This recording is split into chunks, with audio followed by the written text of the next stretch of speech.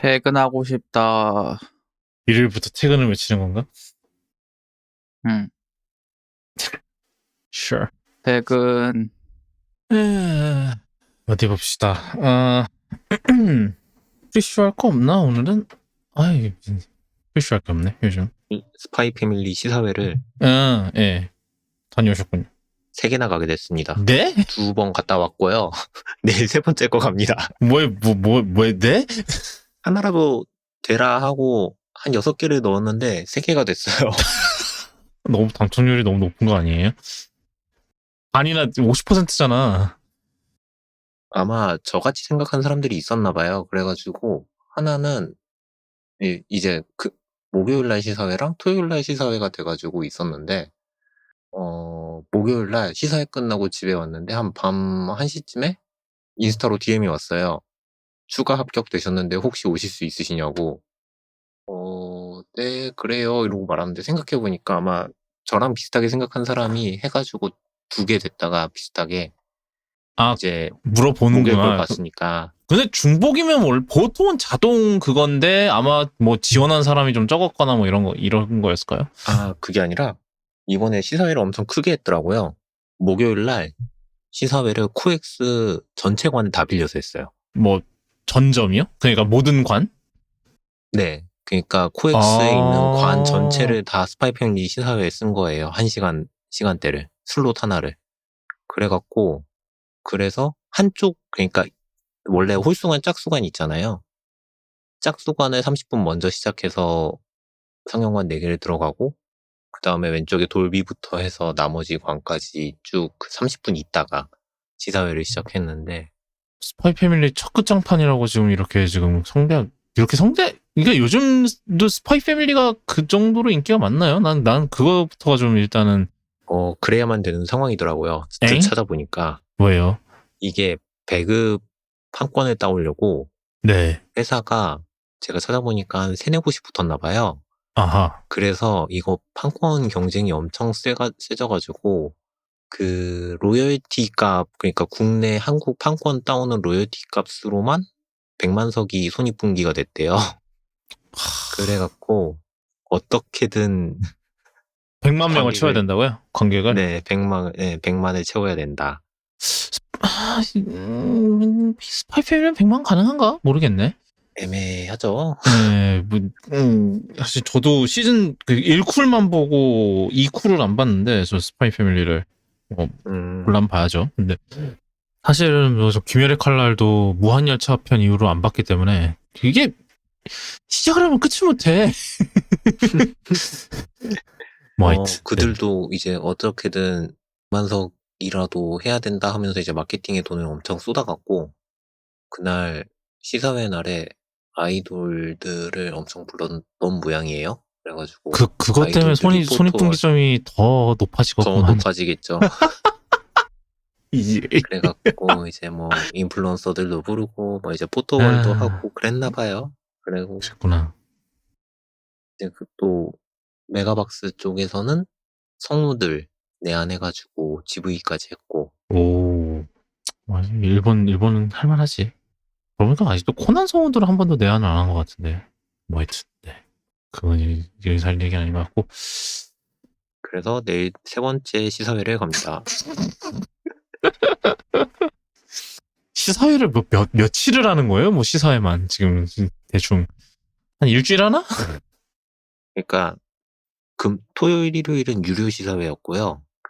언제든 하든 저는 이제 GV표를 사가지고 간 건데 아마 제가 알기로는 월요일이 마지막 시사인 걸로 알고 있어요. 목요일 개봉이고 수요일 개봉이었나? 그리고 영화는 스토리는 되게 유치해서 원작 기반 뭐가 있을까요? 원작 오리지널 스토리라서 그게 그래요? 원작에서 얘네도 무슨 코난처럼 그렇게 가는 건가? 네, 그렇게 나갔고 살짝 짱구 극장판처럼 생각하시면 될 것 같아요. 근데 걔처럼 가는 게 아니네요? 귀멸의 칼날이나 뭐 그쪽처럼 스토리 그걸로 가진 않더라고요. 그래서 그냥 재밌게 킬링타임용도 아니다. 그냥 진짜 재밌게 즐기러 가는 영화. 음흠. 이제 영상이랑 연출이 좋아가지고 음. 스토리는 커버가 되는 스토리가 조금 그래요. 스토리가 조금 허점이 많은데 그래도 연출이랑 영상이랑 그런 거 액션씬 뭐 이런 것들 보면은 그걸로 충분히 커버 칠 수 있지 않나? 그 정도입니다. 예. 그렇군요. 요즘 맞아요. 그 저희가 지난번에 그 드니 빌레브 얘기하다가 제가 다운폴 얘기를 했었는데 다운폴이 재개봉을 하더라고요. 이번 주인가에 그러니까 녹음 일기 중 이번 주 그에 개봉을 하는 것 같더라고요. 재개봉을 웬일로. 그래서 오랜만에 영화관 나들이를 갈까라는 그런 생각이 좀 있습니다. 그 영화를 뭐 집에서는 몇 번 집에서는 그냥 TV로 봤지만 뭐 한번 그래도 그런 영화 한번 영화관에서 그러니까 재밌게 나중에 알았던 영화를 이제 재개봉을 통해서 뭐 극장에서 한번 볼 수 있는 거 그것도 참 재밌는 좋은 경험인 것 같아요. 그리고 뭐 인터스텔라가 10주년이라서 미국에서는 지금 IMAX 개봉을 추진한다는 소식이 있던데 뭐 우리나라는 하려나 모르겠네요. 하여튼 중 걸려 있지 않을까요? 지금은? 아마 여름쯤에 하겠죠? 지금 이게 아직 루머여서 아직 뭐 공식 발표가 난 건 아니에요. 아직 발표가 아니군요. 그게 아마 실제 개봉했던 때 맞춰서 하지 않을까라는 생각이 좀 있어요. 그래서 아직은 네.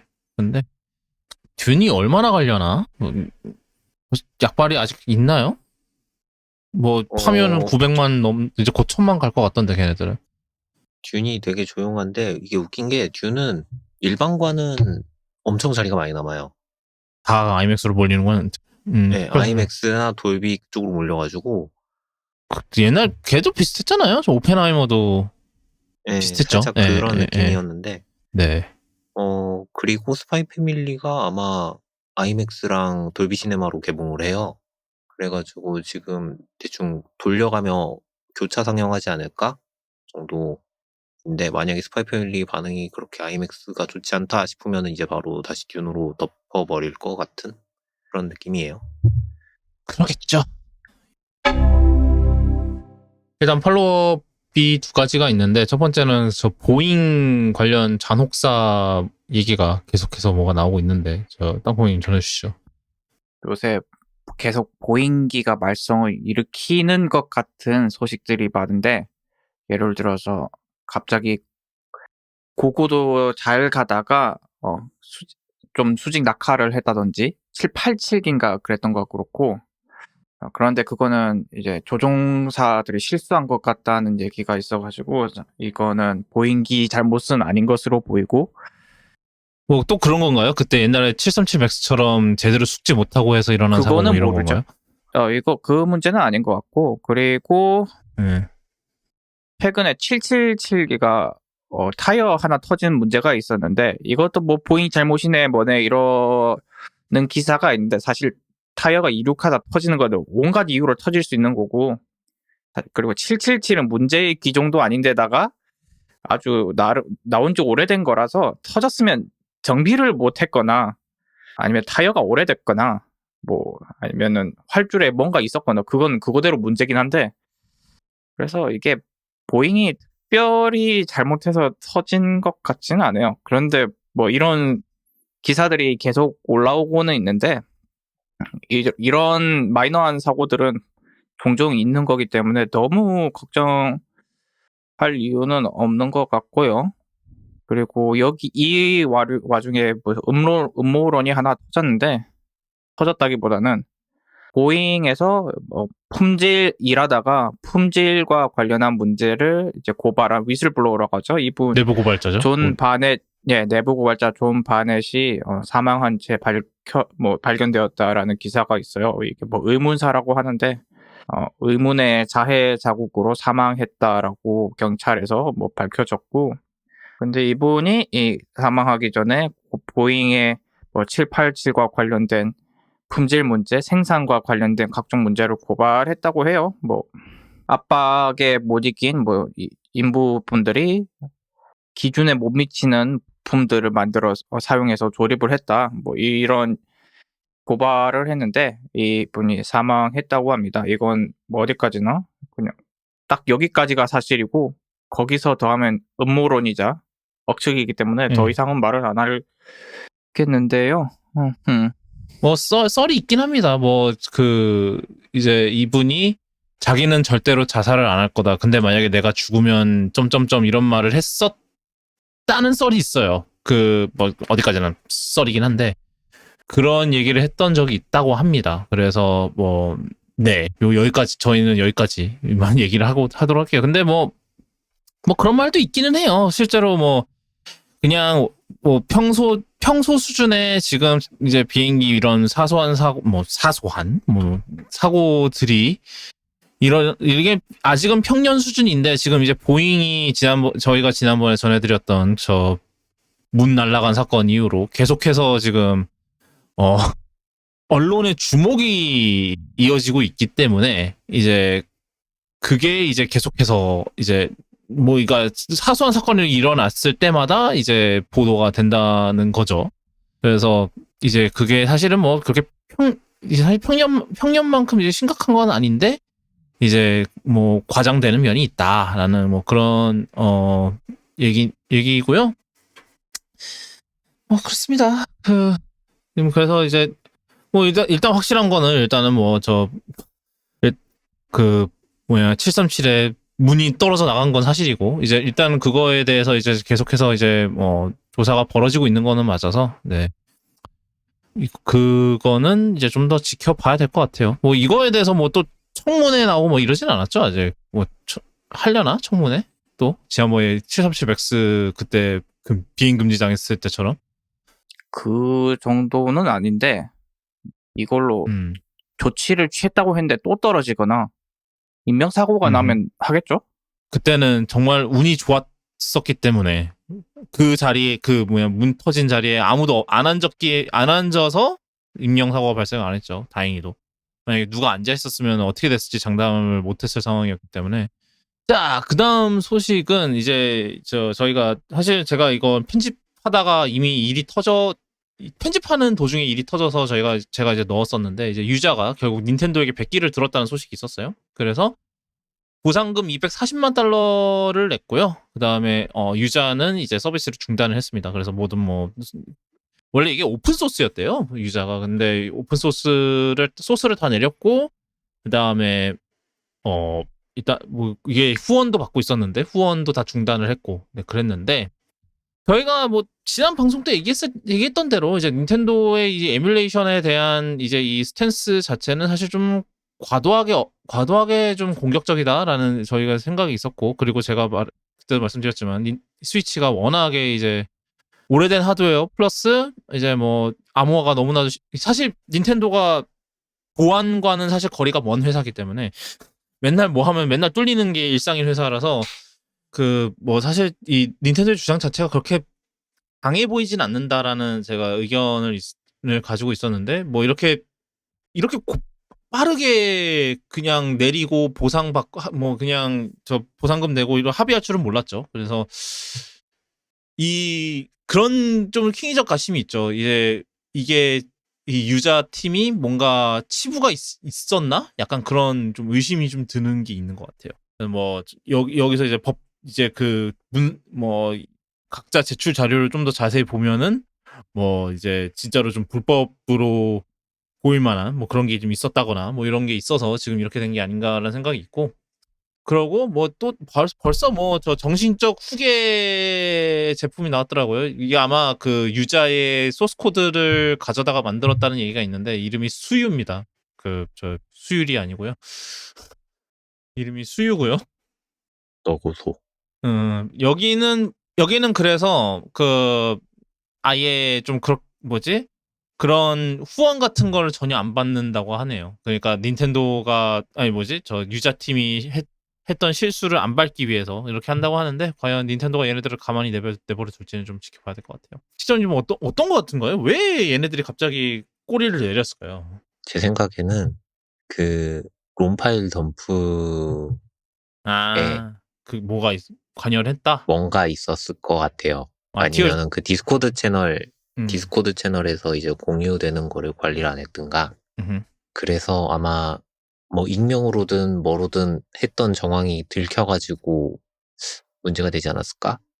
만약에 너희가 이걸로 계속 이게 오픈소스고 이런 걸로 밀고 나갈 거면 우리도 다른 걸 까겠다라는 식으로 협박을 하지 않았을까 하는 생각이 들어요.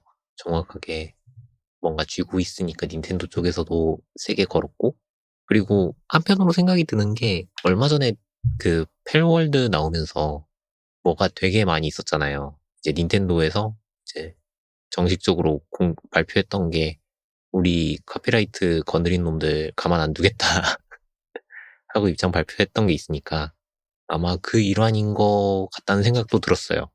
그때 이제 막 우리가 다 조사하고 있고 알아보고 있으니까 너희들 메일 그만 보내라 라는 식으로 이제 공지를 냈었는데 사실 그거 잡을 거면은 이런 쪽 먼저 그 롬파일 유출이나 뭐 이런 것 쪽 잡는 게 먼저였으니까 그 수순이 아닌가 하는 생각은 좀 들더라고요. 일단 닌텐도에서는 뭔가 쥐고 있지 않았을까 하는 생각이 있고요. 유저 쪽도 뭔가 찔리는 게 있으니까. 뭐 그렇죠. 그게 네. 뭐 닌텐도 이렇게 법무팀에 이렇게 자원을 쓸 거면 좀 보안에 좀 자원을 더 써야 되지 않을까라는 생각이 좀 있습니다. 그리고 닌텐도 자체가 조금 자기들이 더 못 만들잖아요, 에뮬레이터를. 맞죠. 그렇죠. 사실 이게 이제 마리오 그때 마리오 그 슈퍼 마리오 그 이제 3D 3부작이라 그러죠. 리마스터 64. 뭐 닌텐도 마리오 64 했었고 그때 선샤인이랑 예. 그 오디세이였나? 오디세이. 예, 그렇게 해서 묶었던 그게 다 사실은 에뮬레이션이었죠. 사실 근데 오디세이는 스위치 게임이었다. 오디세이가 아니라 뭐였니? 갤럭시. 갤럭시. 예, 이렇게 세 개가 이게 슈퍼마리오 갤럭시 우리나라에서 딴 이름으로 나왔었나? 이게 슈퍼마리오 갤럭시가 우리나라에서는 딴 이름이 바뀌었던 걸로 기억하긴 하거든요. 슈퍼마리오 위 갤럭시 어드벤처 이랍니다. 이름이. 아하. 당체 왜 이름이 이딴 식인지 모르겠지만 하여튼 그랬는데 네, 근데 이제 걔네들이 다 에뮬레이션이었는데 0이라는 그런 평가가 있습니다. 좀 별로 포팅이 잘 안 됐다. 포팅이 아니지. 그냥 에뮬레이션 돌린 건데 그냥 그 에뮬레이터 성능이 0 아니어서 그렇다라는 얘기가 있는데요. 네. 이게 사실은 뭐 닌텐도 64 이런 애들은 진짜로 돌리기가 쉬워야 될 텐데 왜 이러지? 약간 그런 게 좀 있었나 봐요. 네. 그리고 제가 알기로는 그 온라인에 있는 에뮬레이터보다 닌텐도에서 만든 에뮬레이터가 조금 더 부족해서 없던 버그가 생겼다고 하더라고요. 왜 이럴까? 그렇습니다. 뭐 하여튼 닌텐도가 참 게임 자체는 잘 만드는데 그 주변 진짜 게임을 못 만들었으면 사실 닌텐도는 진짜 일찌감치 뭐 이렇게 말하면 좀 그거 돌맞을라나? 그렇지 않아요? 좀 얘네가 게임을 정말로 잘 만드니까 그 게임의 그 뭐 게임성 이런 걸 얘기하는 겁니다. 그 게임성이 좋고 막 이러니까는 여태까지 살아남았지 제 생각에는 만약에 게임마저 잘 못 만드는 곳이었으면은 좀 오래 못 갔을 것 같은 그런 생각이 좀 들어요. 네, 뭐 미야모토 시게루를 그 타이밍에 잘 데리고 온 건가 막 그런 생각도 좀 있고, 네 그렇습니다. 그래서 뭐 여기 있네요. 그 슈퍼마리오 선샤인 에뮬레이터를 사용했는데 기존 게임에도 없는 프레임 드롭이 있다. 딱 이제 뭐 팔로우 좀 하고 고깃집이 좀 짧게 있죠. 짧게.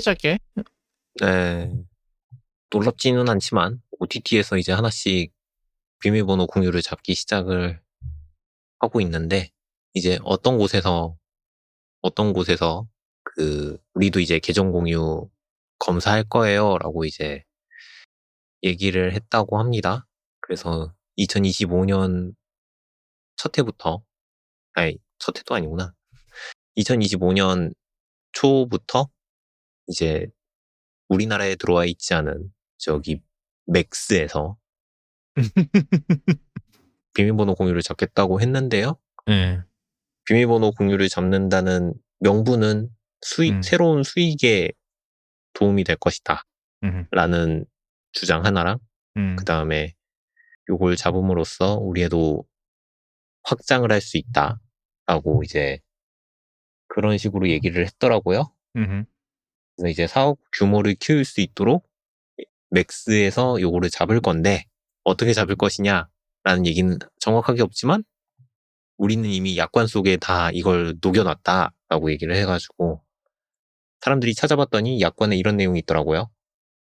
계정 공유를 하면 일부 기능이 제한될 수 있고 심한 경우 계정을 정지시키거나 삭제할 수 있다. 이런 내용이 이제 서비스 약관에 있다 그래가지고 사람들은 읽어보지 않았겠지만 이미 어셉트를 눌렀기 때문에 공유하시는 분들은 계정이 사라질 수 있다. 까지 이제 늘 그렇지. 근데 이게 2월 27일 날 업데이트가 된 거래요. 그러니까 슬쩍 업데이트 해놓고 그쵸? 그건 또 그거대로 좀 악질인데? 그러니까요. 이제 우리 내년부터 잡을 건데 이제 추가를 해놨다. 너희들은 뭐 언제나 그렇듯이 동의를 누르겠지만 우리는 이제 이걸 잡아서 너희의 계정을 삭제시킬 거다. 그렇게 될 거라고 했으니까 만약에 이게 처음에 서비스 시작했을 때 있던 내용이면은 상관이 없는데 이게 3월 5일 날 사람들이 찾아냈거든요. 근데 이게 2월 27일 날 업데이트된 내용이래요. 그래갖고 아마 이쪽에서는 뭐 추가 서비스로 이제 이동하는 옵션이나 뭐 이런 거 없이 그냥 바로 칼삭제하겠다는 얘기가 아닐까 하는 생각이 듭니다. 언젠간 사실 벌어질 일이었는데 이제 역시나 이제 매출이 조금씩 떨어지기 시작하니까 사실 이게 정말 쉬운 방법으로 성장을 유도할 수 있는 약간 그거잖아요. 사실 매출 성장을 유도할 수 있는 가장 쉬운 방법은 그거를 건드리는 거죠. 슬슬 안 되니까 기본 일반적인 방법으로는 안 되니까는 뭐 이제 인위적으로 늘리겠다. 그것까지는 좋아요. 근데 그 다음은 어떻게 할 건데? 뭘로 할 건데 그 다음은? 뭘로 매출 늘릴 건데 이제 그 이 치트 키를 이제 써버리면 뭐 그런 생각이 좀 있어요. 네, 그 다음 소식은 뭔가요? 맥스의 밥줄이 될 해리포터 드라마 시리즈에 맞춰 여기 롤링 씨께서 또 헛소리를 하셨는데 이런 일 벌어질 때마다 그쪽은 이럴 것 같아. 그쵸. 네.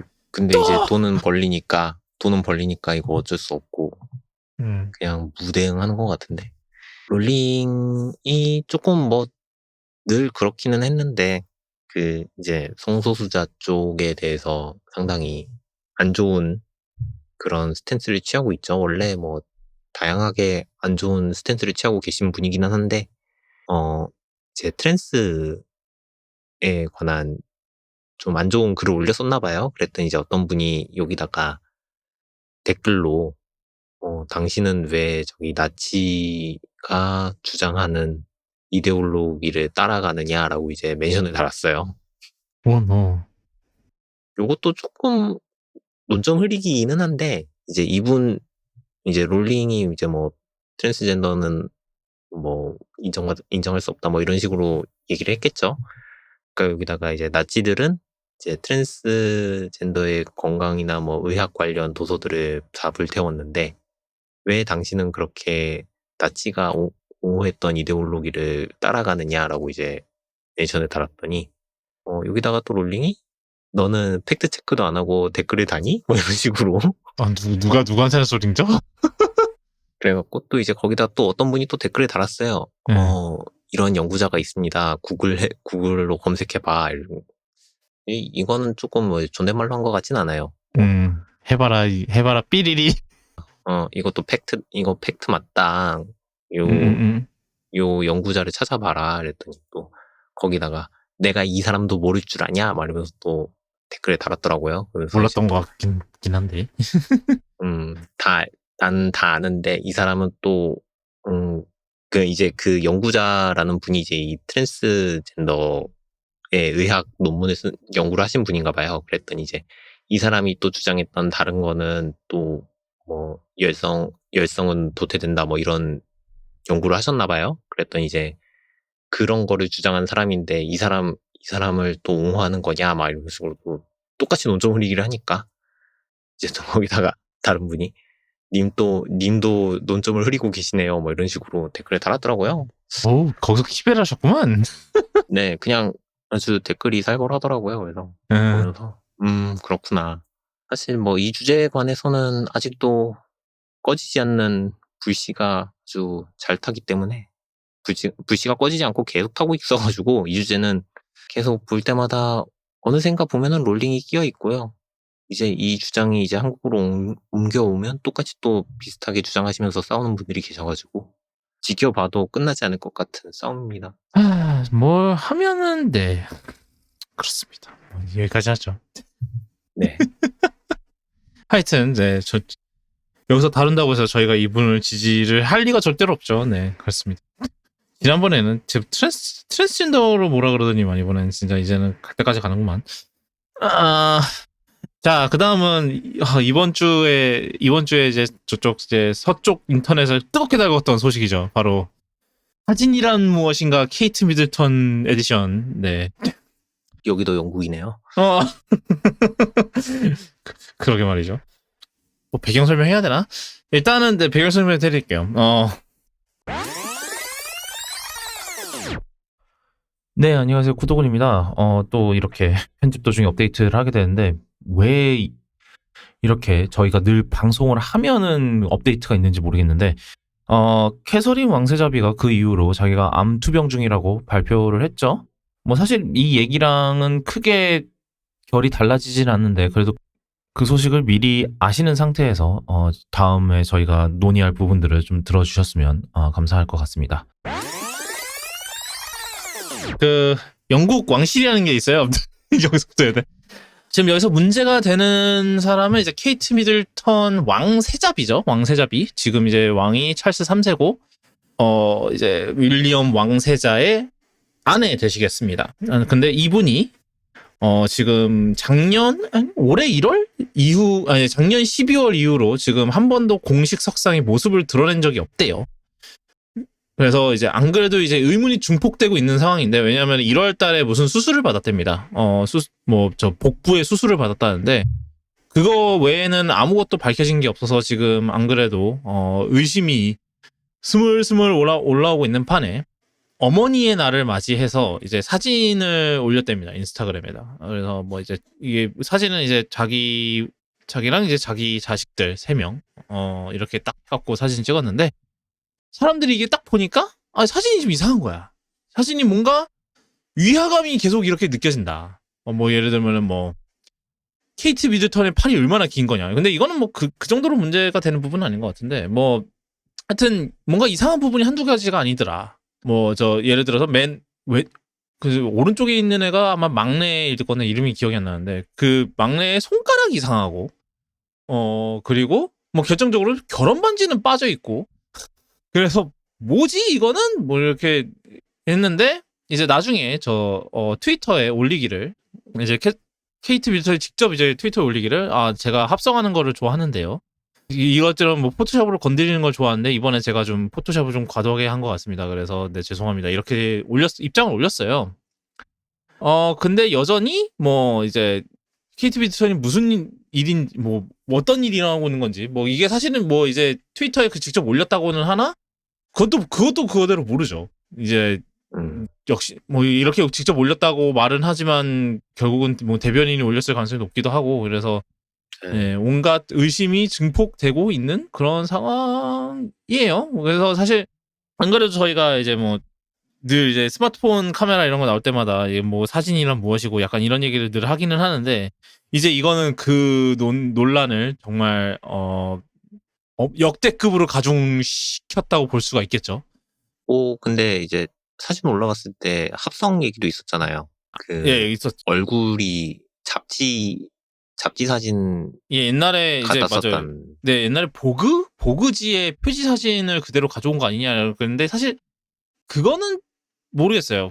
그렇다는 거는 아예 사진을 처음부터 만들었다는 소리가 되는데 그것까지는 아닌 것 같고 그냥 제 생각에는 뭐 보통 근데 사람들이 미소를 이런 식으로 이런 식으로 이제 미소를 지으면서 찍는 사진은 대부분 다 이제 미소가 다 비슷비슷하잖아요, 사실은.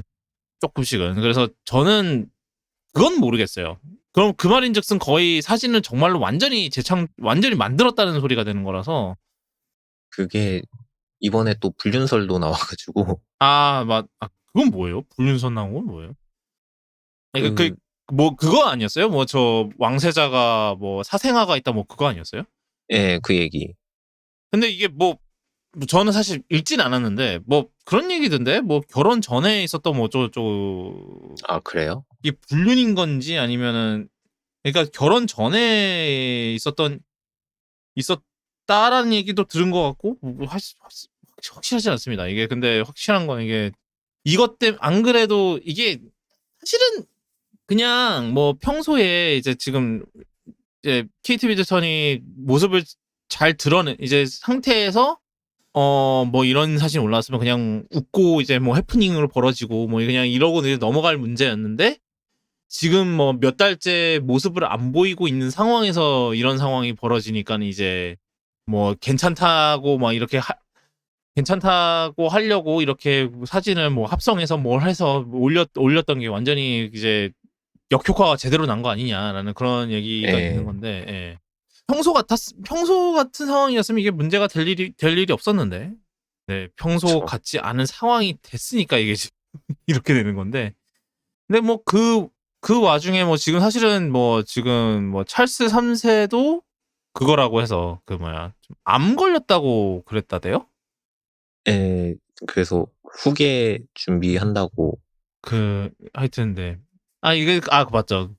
이 중요한 이 얘기를 까먹고 얘기하네. 이 사진이 좀 더 말이 많아진 이유가 뭐였냐면은 이제 각 다양한 언론 매체 뭐 AP랑 그다음에 로이터랑 이런 데서 이 사진에 대한 게시 중지 명령이 올라갔거든요. 그 말인즉슨 이 사진이 우리의 보도 윤리를 위반할 정도로 조작된 사진 같다. 그렇기 때문에 기사에 게시하지 말아라라는 그런 공지를 날렸거든요. 이제 그러면서 이게 일이 커진 거였습니다.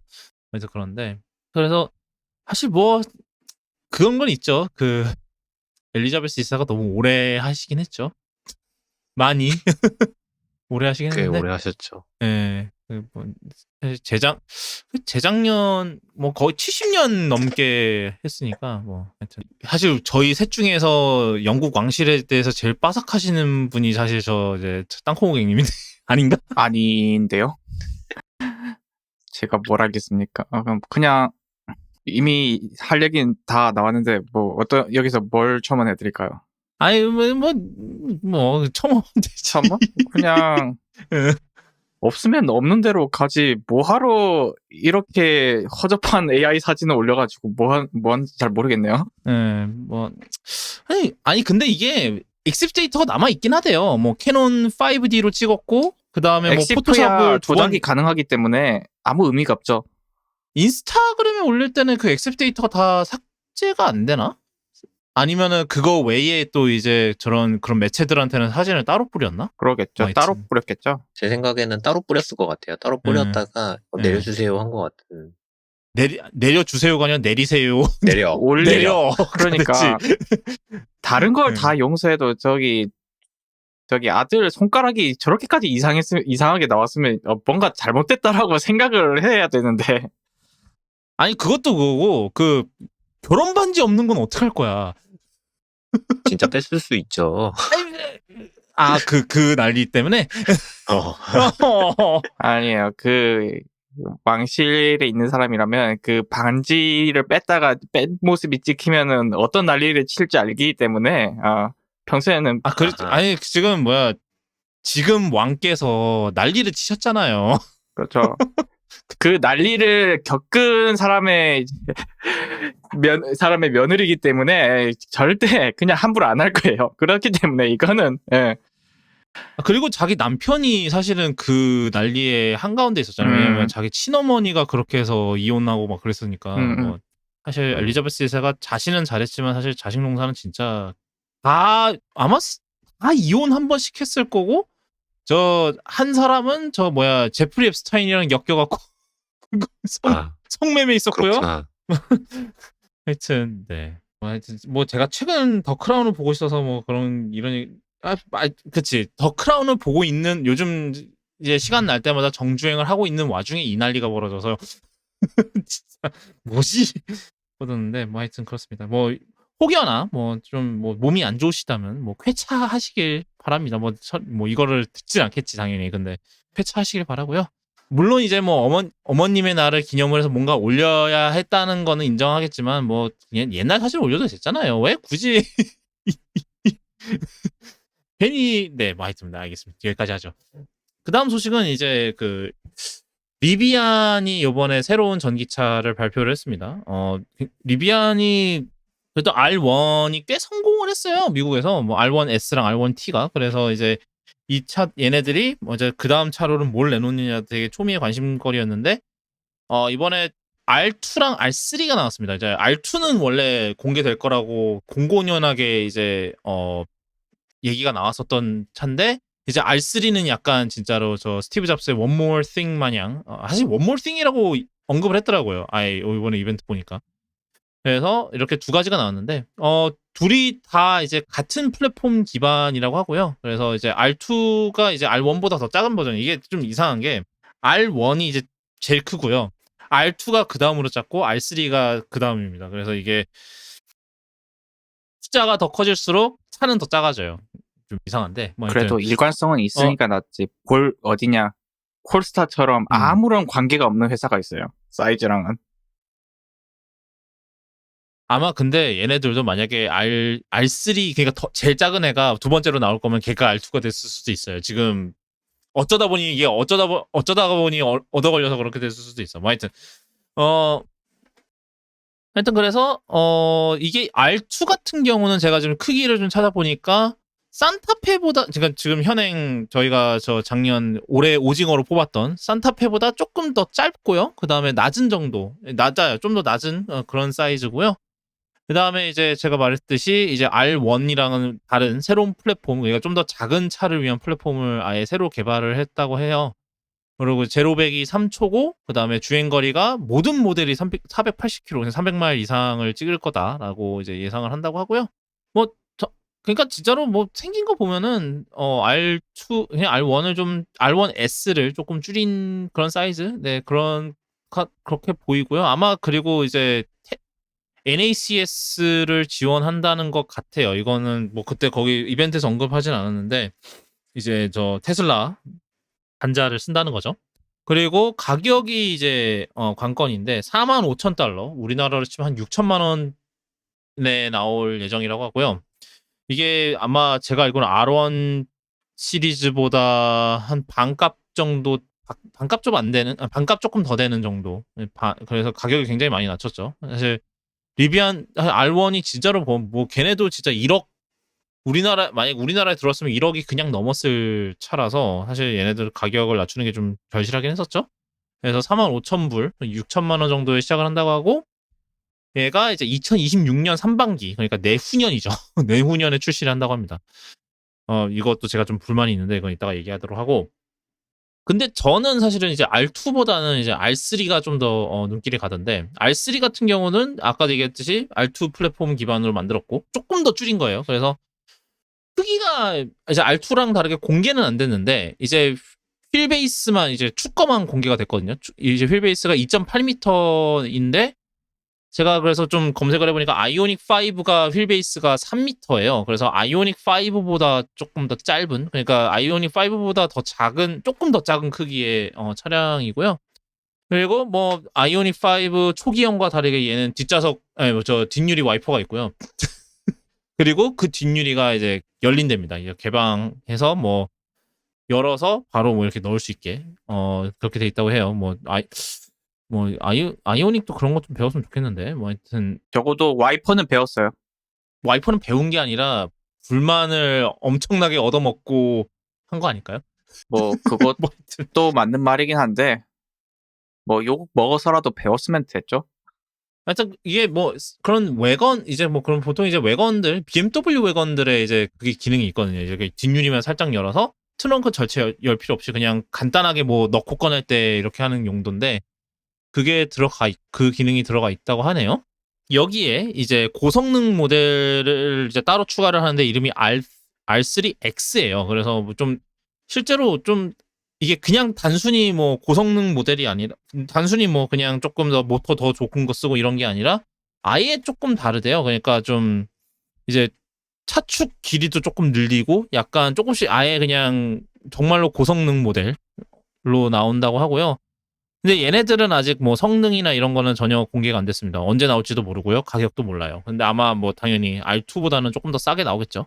그래서 근데 이제 제가 R3를 보면서 참 이게 약간 R3X를 보면 좀 약간 옛날 그런 랠리카들 뭐 예를 들어서 란치아, 델타, 인트그랄레 뭐 이런 애들 이나 뭐 이런 차들에 좀 약간 좀 오마주를 많이 하고 있는 그런 느낌이거든요. 휠 모양도 보면은 이제 좀 약간 옛날 랠리카들 휠을 많이 참고를 해서 만든 것 같아요. 그래서 전반적으로 이런 디자인들을 봤을 때 좀 테슬라보다 확실히 좀 더 재밌다? 약간? 예, 저는 사실 뭐 우리나라에서는 리비안이 아직 옛날에 리비안을 테스트하고 있는 건지 뭐 우리나라에 뭐 리비안이 목격담이 있긴 있다라는 얘기를 들은 것 같긴 한데 뭐 그게 그 리비안에 납품하는 회사의 테스트 차량이었다는 썰이 있어요. 있죠. 하여튼 아마 근데 제가 알기로는 아직 리비안이 미국 외 지역에 진출을 안 한 걸로 알고 있거든요. 그래서 사실 아마 걔네들 입장에서 미국 물량 소화하기도 지금 힘들 거예요.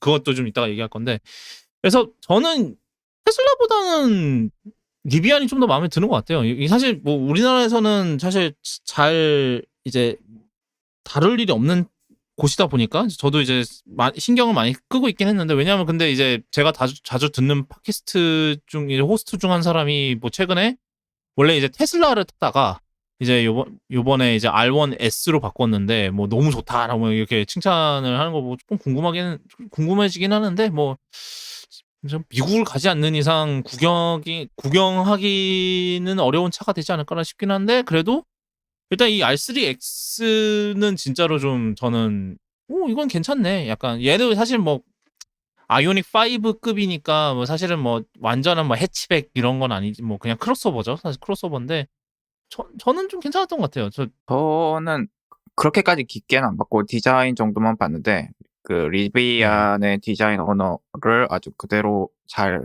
답습하면서 잘 쓰면서 크기 줄이고 가격을 잘 줄였더라고요. 그래서 시장이 기대했던 거 딱 그대로 나왔다는 느낌이었고 2026년 상반기 내년 후반기 정도 나왔으면 했는데 좀 늦긴 하네요. 네, 그게 좀 네.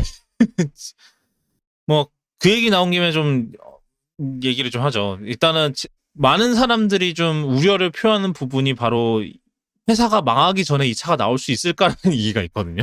왜냐하면은 지금 이런 얘기가 있대요. 지금 R1도 사실 이렇게 비싼데도 제가 아까 얘기했지만 1억이 넘는 차거든요. 이게 실제로 좀 얼마지? R1 시리즈가 옵션 이것저것 하면 한 7만 5천, 8만 달러 합니다. 그러니까 우리나라 요즘 환율이 많이 오른 거 보려면 1억 가까이 하는 거죠? 그죠? 왜 모터가 4개짜리 옵션이 있는데 이제 기본이 듀얼 모터이네요. 기본이 듀얼 이게 가격이 얼마라고 안 나와요? 샵? 컨피규어 해볼까? 그것도 원래 쿼드 모터만 있다가 워낙에 비싸니까 듀얼이 나중에 나왔어요. 시작이 75,000불이네. R1S가. 10만 달러가 넘죠. 옵션 다 하면. 네, 뭐 약간 7, 8만원 깜짝 놀랐어. 그런데 하여튼 이럼에도 불구하고 한 대 한 대를 손해 보면서 판대요. 뭐 팔 때마다 3만 달러 손해 본다는 썰이 있어요. 네, 뭐 지금은 어떤지 모르겠는데. 물론, 네, 그거는 이제 공장 짓고 확장하고 또 조지아인가 새로 짓고 있거든요. 이제 그런 조지아가 원래 공장이고 지금 일리노이에 새로 하고 있대요. R2 전용으로. 아닌가? 일리노이였나? 일리노이 지금 조지아에 지금 R1 만드는 게 이제 조지아에서 만들고 있고 그래서 그 비용 이제 감가상각 반영되는 것도 있을 거기 때문에 그래서 그게 문제냐 아니냐는 모르겠습니다만 굉장히 커 보이는 수치긴 한단 말이죠. 일단은 뭐 지금 얘네들이 뭐 누구처럼 구독제로 뭐 돈을 벌고 있는 것도 아닌데 그냥 정말 생으로 차를 팔아서 하는 건데 차를 한 대 파는 것마다 이제 손해를 본다는 거는 그만큼 그냥 가지고 있는 뭐 투자받은 건지 뭐진 모르겠지만 그냥 저 현금 보유고로 그냥 불태우면서 지금 차를 만들고 있는 거잖아요. 그렇죠. 그렇게 이제 확정을 해나가고 있는 거고 실제로 그래서 자기들 말로는 2024년인가까지 현금이 괜찮을 거라고 해놓고는 유상증자를 했거든요. 제가 이렇게 생생하게 기억하는 이유는 있긴 한데 기억하는 이유가 뭐 잘 생각해 여기 주식을 사셨어요?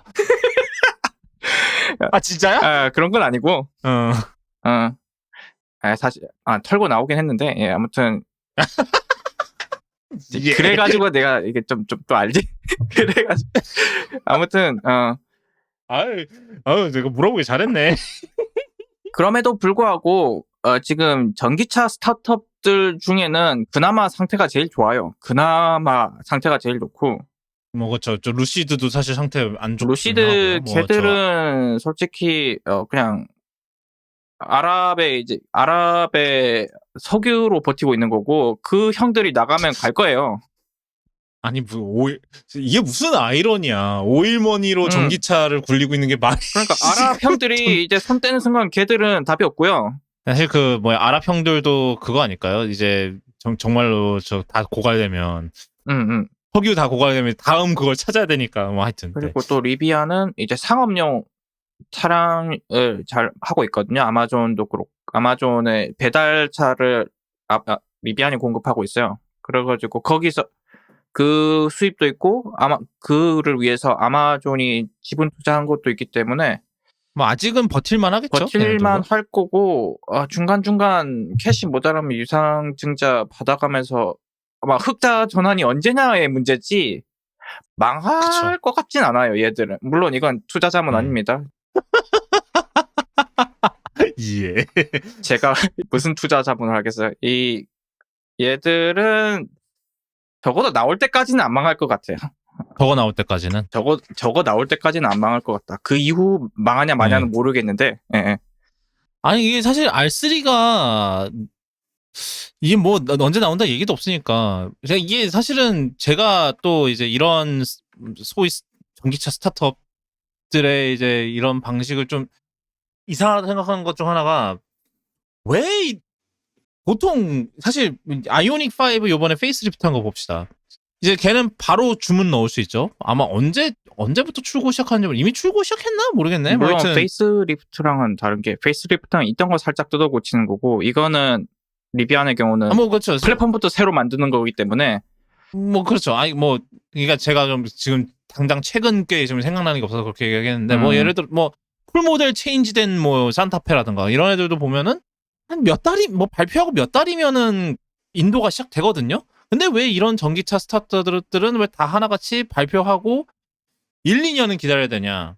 테슬라는 모르겠지만 1, 2년은 사실 저 애교고 저쪽 사실 이젠 스타트업도 아니고 우린 전 세계 자동차 기업 중에서 저 시가총액 가장 높은 회사는 한 번 발표하고 뭐 2017년에 발표가 아직도 안 나온 차 있어요. 저 테슬라 로드스터라고. 왜 그럴까? 그 회사는 일단 CEO가 제일 이상한 사람이기 때문에 그렇다 치고 그 회사는 좀 논외로 하고 리비안 같은 기업이 이러는 건 이해가 되는 게 왜냐하면 얘들은 아까 말했다시피 현금을 열심히 태우고 있어요.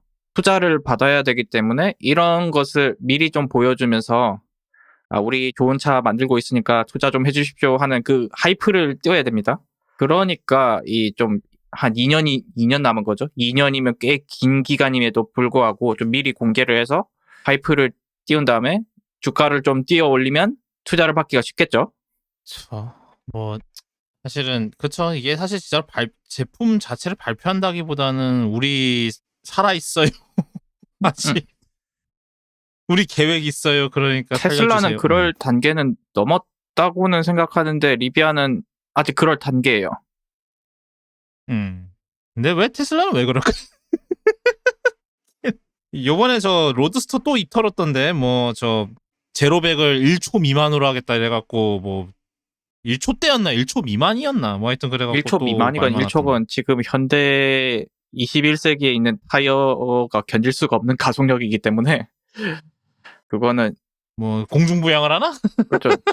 별도의 추력을 제공하는 장치가 있지 않은 이상은 타이어 굴려서만은 달성할 수 없는 가속도입니다. 애프터버너스나? 사실 아니 근데 하다못해 그 비행기도 전투기는 제로백 1초 미만 할 수 있나? 모르겠다. 이륙할 땐 안 돼요. 안 돼요. 뭐 이륙할 때 안 되면 다 안 되지. 이륙할 때 맞죠. 그죠. 오히려 제로백은 차들이 더 빠를 수 있어요. 몇몇 빠른 차가. 옛날에 맞아. 그 탑기어에서 부가티 베이론이랑 뭐 유로파이터랑 붙었는데 맞아. 그때도 기억난다. 그 초반에는 부가티가 먼저 앞지르다가 이제 추력이 확 발생하기 시작하는 순간 이제 확 앞으로 가긴 하더라. 맞아. 그랬던 것 같아요. 예. 걔는 참고로 제로백이 2.5초인가 그럴 거예요 아마. 비행기는 제로백 빠르려고 만드는 게 아니라 이 활주거리 줄이는 게 목표라서 다릅니다. 그래서 저는 R3 저는 R2보다 물론 이제 R2가 더 많이 팔리겠죠. 뭐 적당한 크기 SUV니까 더 많이 팔리겠지만 저는 R3가 좀 더 땡겼던 것 같아요. 특히 R3X는 진짜 좀 이게 되게 아이러니한 것 같아요. 그 디자인 자체가 막 과거를 막 그런 디자인은 아니거든요. 특히 뭐 앞에 이제 헤드라이트 형상 이런 거 봤을 때 현대적인 차예요. 근데 이 모양이나 지향하는 것들이 되게 레트로한 맛이 있는 되게 특이한 되게 좀 독특한 디자인이었던 것 같아요. 그리고 또 보면서 그런 생각이 든 게 얘네들이 R3를 만들면서 좀 아이오닉 5를 좀 참고했나라는 싶은 그런 생각도 좀 들긴 하더라고요. 그 사실 아이오닉 5 처음 나왔을 때 이게 좀 되게 포지션이 되게 특이한 뭐 그렇게 지상고가 높은 것도 아니요. 그러니까 이게 크로스오버는 크로스오버인데 이게 좀 약간 되게 낮게 깔린 크로스오버 같은 그런 느낌이었잖아요. 아이오닉 5가. 근데 얘도 그런 R3도 좀 그런 느낌인 것 같기는 한데 대신에 이제 얘는 오프로드는 확실하게 된다라고 얘기를 하고 있으니까 R3X는 아예 그냥 막 저 랠리하는 것처럼 막 드리프트하고 막 이러더라고요 영상에서. 뭐 그래서 네. 좀 참고를 했나? 막 그런 생각도 좀 들긴 합니다. 뭐 특히 이제 미국 쪽에서 아이오닉 5는 되게 찬사를 많이 받고 있더라고요. 아이오닉 5나 6나 이런 애들은. 그래서 네. 생각이 좀 들긴 합니다. 네. 그다음은 저희가 이것도 팔로업이면 팔로업입니다. 제가 사실 이게 팔로업이었는데 왜 여기다 찔러 넣었는지 모르겠는데 하여튼 네. 이게 아마 이번 주 유일한 AI 소식 뭐 다른 AI 소식은 저 오픈 AI의 CTO한테 저 소라 비디오 어디서 트레이닝했냐 이랬더니 어버버버 했던 거 사건 있죠. 그거는 왜 어버버를 했을까? 예상치 못한 질문은 아니었을 것 같은데. 잘못 말하면 날아가니까요.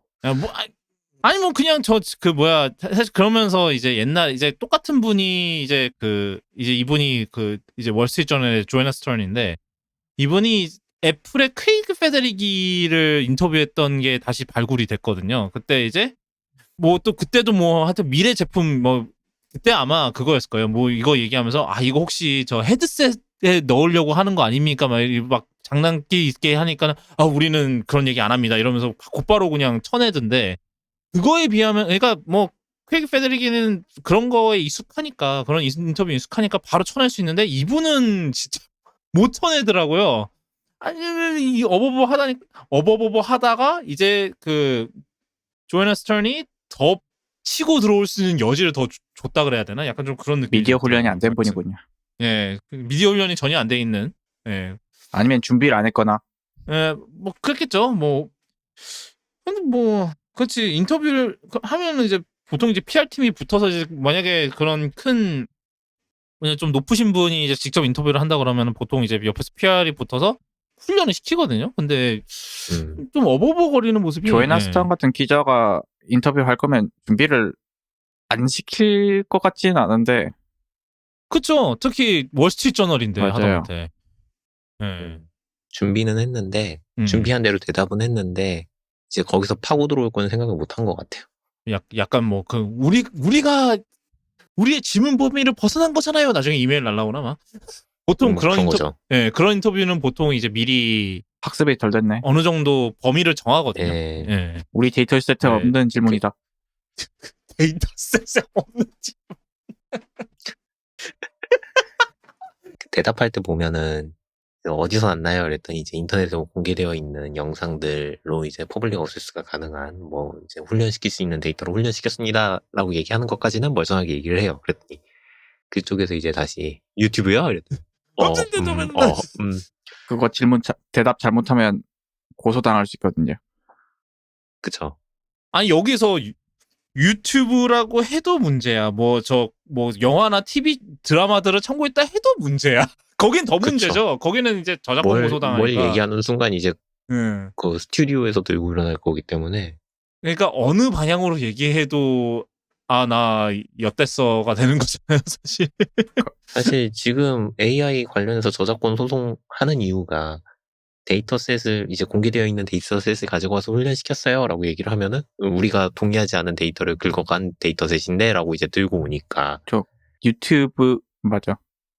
계속 소송이 그것 때문에 이제 크게 일어나는 거잖아요.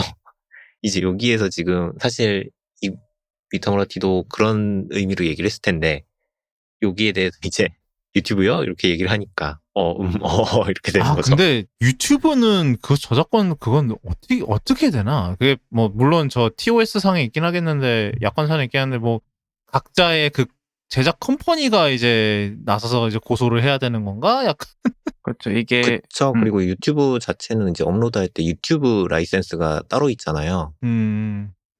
그 약관 따라서 움직이는 걸 텐데 거기에다가 이미 그 영세한 스튜디오들은 다 자기네가 제한에 걸어놨잖아요. 그쵸. 그렇기 때문에 요거는 이제 끌고 갔다 그러면은 정말 폭탄 터지는 거죠. 이게 어느 쪽으로 대답을 해도 폭탄 터지는 그렇죠. 약간 유튜브한테 혼날 수도 있고 그리고 나 모르게 긁혀간 크리에이터들한테도 혼날 수 있고. 그쵸.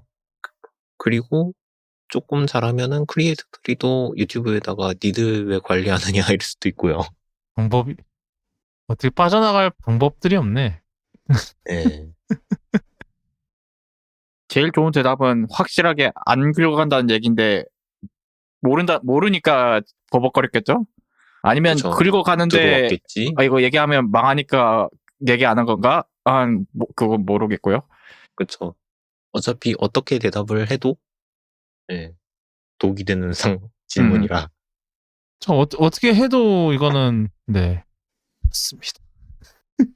이게 왜 이렇게 되는 건지 모르겠는데 뭐 하여튼 뭐 그거는 각설하고 자 이게 팔로우업이거든요 사실.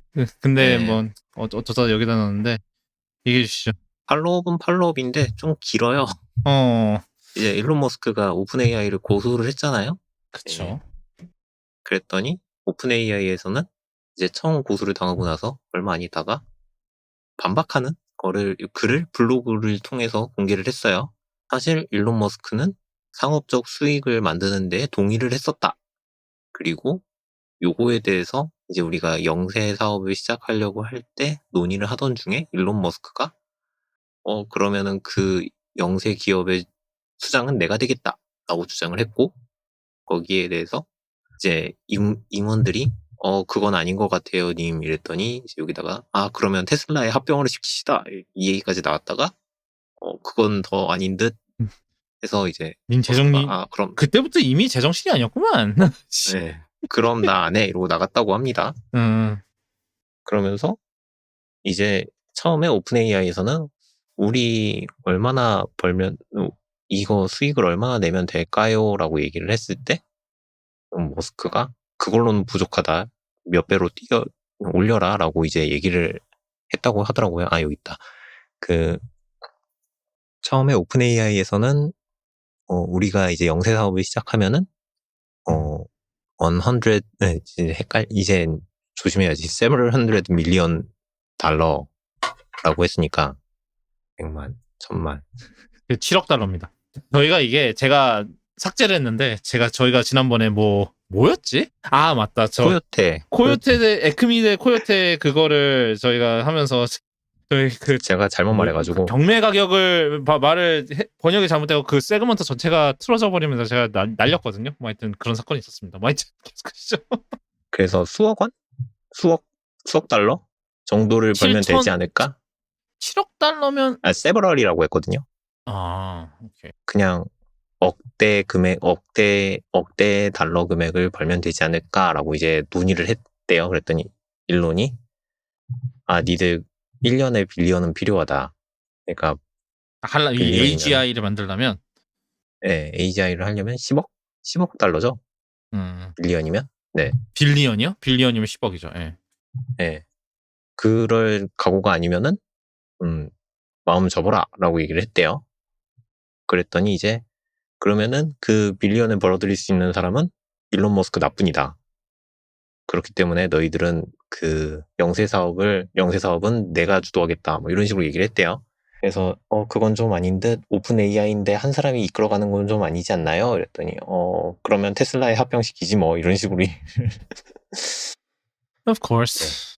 그래요. 네, 그래서 이제 나 안 해 이러고 나갔다고 합니다. 그게 이제 머스크가 나간 이유라고 하더라고요.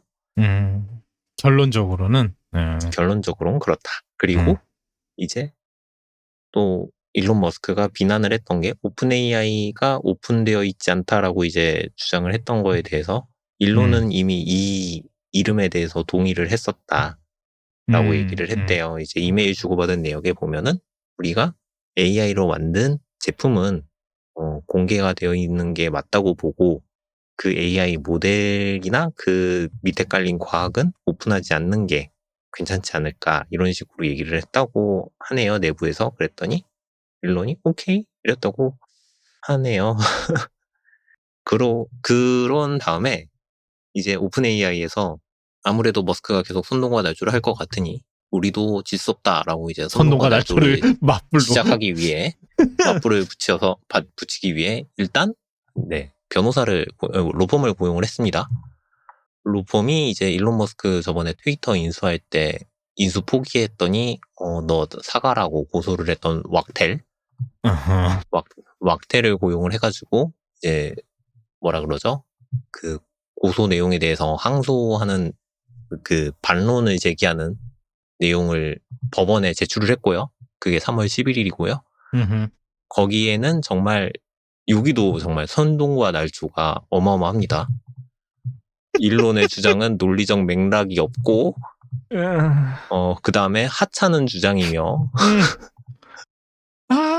왜 이럴까? 정말 정상이 아닌 소리를 하고 있고 그가 주장하는 그 어그리먼트 문서라는 거는 허구에 불과하다 라고 단어들이 되게 자극적인 걸 썼더라고요. 그래서 요거에 대해서 이제 3월 11일 날 법원에 그걸 반론을 제출을 했고요. 요거에 대응해서 머스크는 또 우리 선동과 날조에 또 불을 붙이기 위해 오픈 AI가 전혀 오픈되어 있지 않다라는 그 주장에 뒷받침하기 위해서 그렇다면 나의 그록 AI를 까겠다라고 이제 발표만 했어요. 그록 AI를 오픈 소스화 시키겠다라고 발표만 하고 이것이 진정한 오픈된 AI가 아니겠느냐라고 이제 얘기를 했다고 하더라고요. 하지만 아직 한 주가 안 됐나? 한 주 이내로 발표를 한다더니 아직 소스가 나오지 않았습니다. 그래서 아직 정확한 내용 머스크가 오픈 소스화를 시킬지 안 시킬지는 확정이 안 됐고요. 일단은 오픈 AI는 오픈되어 있지 않다라고 주장하면서 그록 AI의 소스를 공개하겠다고 했으니 이제 조금 보다가 일주일 지나면 또 이제 오픈 AI가 반응하겠죠? 너희 왜 일주일 지났는데 안 까니? 이러면서 재밌게도 사네요. 지금 소송 문서가 6쪽짜리인데 단어들이 정말 대단해요. 한번 궁금하시면 읽어보시라고 링크를 드리겠습니다. 그렇습니다. 아마 진짜 선동과 날조전으로 갈지 이거를 그냥 법원이 오케이 할지는 모르겠는데 일단은 오픈 AI에서는 제 의견을 얘기를 해놔야지 뭐가 될 것 같은데 하니까 로펌 고용해가지고 지금 대응하는 것 같고 저는 제가 이거 처음에 나왔을 때 굳이 이렇게 반응을 할 필요가 있나라는 생각이 좀 들었거든요. 저도 그랬는데 이미 벌어진 일이고요. 그런 상황이니 이거 어떻게 지금 지켜보도록 하겠습니다. 그 다음은 저 미국으로 가게 됩니다. 저 땅콩이님. 미국에서 톡 금지법이 하원을 통과했는데 이 틱톡 금지법은 사실 틱톡을 직접적으로 금지하는 법은 아니고 미국의 적성국 혹은 잠재적인 적성국에서 의 회사가 만든 앱을 배포하거나 서비스해주거나 업데이트해주면 안 된다 이런 법이거든요. 사실상 틱톡이고 근데 그 법안의 서문에 틱톡이라고 적혀있긴 해요. 물론 틱톡과 같은 뭐 바이트댄스와 같은 회사가 어쩌고 저쩌고라고 서문에 적혀 있긴 해요. 근데 법안 본문에는 틱톡 금지 이렇게 딱 해놓은 건 아니고. 네. 근데 여기 해당되는 게 거의 틱톡밖에 없다. 물론 그 네, 외에 해당하는 앱들도 있으면 이제 못 올라오긴 하긴 한데, 그래서 이 틱톡이 그 금지법이 통과가 돼서 아마 3원에 올라갔던 거 그럴 거고, 거기서도 아마 통과가 되지 싶고, 그리고 바이든은 대놓고 나한테 오면은 서명하겠다고 했기 때문에 아마 통과가 될 거예요. 이러면은. 그래서 틱톡은 아마 180일인가 이내에 중국 회사인 뭐 바이트댄스가 손 떼면은 살아남을 수 있는데 그 기간 이내에 손을 떼지 않으면은 미국에서 금지될 예정이고요. 이게 놀라웠던 게 그 하원의 소위원회가 있었어요. 아마 그 정보통신부 소위원회 이런 게 있었는데 거기서 틱톡이 우리 국가 안보에 위협이 되는 이유를 뭐 정보 인텔 그러니까 첩보를 공개를 했는데 그걸 본 50명의 하원 의원들이 중력급이겠죠. 이제 양당의 의원들이 50대 0으로 만장일치로 이거는 금지해야 된다면서 통과를 시켜서 상정이 된 거예요. 그러니까 양당이 그렇게까지 동의하기가 쉽지 않거든요, 미국에서. 그 정도로 미국에서 틱톡 금지에 진심으로 바라보고 있기 때문에 이 금지는 일어날 거다라고 생각하면 될 것 같습니다. 그쵸. 아유. 뭐 정작 그 트럼프는 또 마음 바꿔서 지금은 안 된다고 한다는데. 표현의 자유 이러면서. 네. 사실 트럼프 때문에 이 난리가 났던 거거든요. 그래서 이 틱톡을 사겠다는 사람들이 하나 둘 등장을 하고 있습니다. 저 대표적으로 액티비전 블리자드 엑짓하고 이제 할 거 없는 저 바비 코틱이 사겠다고 그랬다는데. 근데 이게 틱톡이 얼마의 가치를 매길 수 있냐의 문제도 있고 지금 그죠? 뭐 거의 몇 조 원의 가치를 매겨야 된다 뭐 이런 주장도 있긴 하던데. 그래서 뭐 그런데요. 틱톡에서 이제 뭐 얘기했듯이 아예 앱에다 띄운다대요. 여러분의 그 전화하세요. 그렇죠. 여러분의 의원들에게 그렇죠. 네. 여러분 지역구 의원에게 전화를 해야 이걸 막을 수 있습니다라고 해서 놀랍게도 10대, 20대들이 의원들한테 전화를 했대요. 그 전화를 받고 의원들이 놀래가지고 와 틱톡이 이제 10대, 20대들을 조종하고 있다면서 더 역효과를 내서 선동을 할 줄다. 또다시 뭐 그죠. 일단 1번 어차피 10대들은 투표 권한이 없죠. 투표권이 없다. 네, 투표권이 없기 때문에 뭐 일단은 1번 어차피 씹을 거고요. 의원들은 어차피 내 밥줄과 상관없는 애들이기 때문에 뭐 나중에야 문제가 될 수 있겠지만 지금은 뭐 문제될 게 없다. 2번 뭐 얘기하셨듯이 아니 얘네들이 10대들은 선동과 날조하고 있잖아. 날조까지는 모르겠지만 일단 움직이는 데는 성공했기 때문에 선동을 할 수 있다는 게 증명됐어. 그러면서 이제 이 법에 더 당위성이 생겼다. 뭐 일단 그들의 마인드에선 그렇죠. 그들의 관점에선. 하여튼 뭐 그런 얘기도 있어요. 이게 지금 이 법안 자체가 일단은 거의 만장일치로 거의 80% 뭐 지금 하원만 통과한 상태인데 거의 뭐 찬성이 80%를 넘었다 그랬거든요. 뭐 358 뭐 얼마 350 얼마 이런 때인데. 그렇죠. 뭐 그리고 그다음에 이제 바이든 대통령이 만약에 상원까지 통과돼서 자기 앞에 오면은 거부권을 행사 안 할 거다. 사인을 할 거다라고 했다는 거는 뭔가 있긴 있나 보다라는 얘기들이 있어요. 근데 그게 뭔지 아무도 몰라요. 그러니까 뭐 그 의원들 빼곤. 이게 약간 그건 거죠. 약간 틱톡 쪽에 왜냐 이쪽 이제 정치권에서도 틱톡이 실제로 중국의 앞잡이고 이런 거 앞잡이고 이제 뭐 저 10대들 우리의 10대들을 세뇌시키고 뭐 이런다라는 거에 대한 뚜렷한 증거를 제시를 못했고 사실 틱톡도 어떻게 역으로 이제 틱톡도 우리가 뭐 중국의 한테 공산당이 조종당하지 않습니다라는 거에 대한 증거를 사실 제시를 하지 못했죠. 그래서 양쪽이 다 그런 상황인데 그래서 참 이게 누구가 그거라고 참 손을 들어주기가 참 애매한 것 같아요. 사실 조종을 안 당하고 있다는 걸 증명하라고 하면 답이 없죠. 이건 죄 안 지은 사람 그쵸. 보고 죄 안 지은 거 증명하라는 거랑 똑같은 거라서. 근데 그 논리가 먹힐 상황이었으면 여기까지 안 왔겠죠?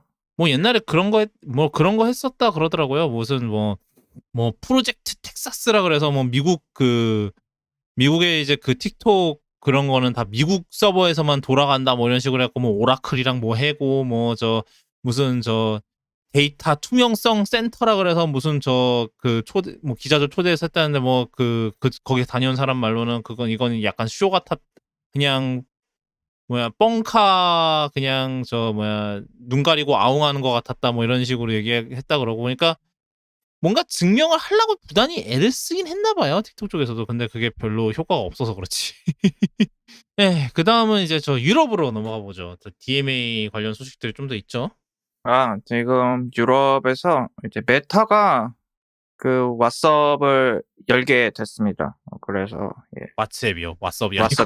왓츠앱을 열게 됐고 이 게이트키퍼로 선정됐기 때문에 열어야 했는데 열게 됐고 시그널 프로토콜을 사용해서 일단은 열게 됐습니다. 그 시그널 프로토콜은 이제 종단 간 암호화도 지원되고 뭐 각종 장점이 있는 프로토콜이기 때문에 지금은 이 프로토콜을 통해서 열게 됐고 이 이후에도 이것보다 더 좋은 게 있으면 고려할 수도 있다고 하는데 지금 당장은 시그널로 열게 됐고 이 이후에 이것을 통해서 메시지를 외부 앱과 주고받게 되었는데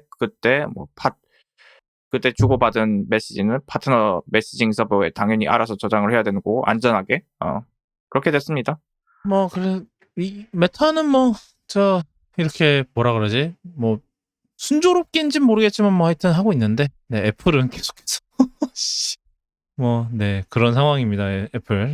좀 몇 가지 소식을 전해드리면 일단 첫 번째로는 갑자기 어느 날 갑자기 이제 보도 자료가 나왔나 뭐 하여튼 그런데 그 애플이 웹사이트를 통해서 앱을 설치할 수 있게 해주겠다 EU에서 그런 말이 나와서 갑자기 엥? 뭐지? 이러고 해서 자세히 들어봤는데 애플이 그렇게 쉽게 그런 걸 허락해줄 리가 없죠. 일단은 iOS 17.5부터 될 것 같고요. 왜냐면 봄부터 제공을 한다고 그랬으니까 그럴 것 같고 그다음에 사용자가 설정해서 외부 설치 허용을 따로 켜줘야 되고요. 그것까지는 그럴 수 있어요. 그리고 여기에 올라오는 앱들 역시 애플의 리뷰 프로세스를 다 거쳐야 되고요.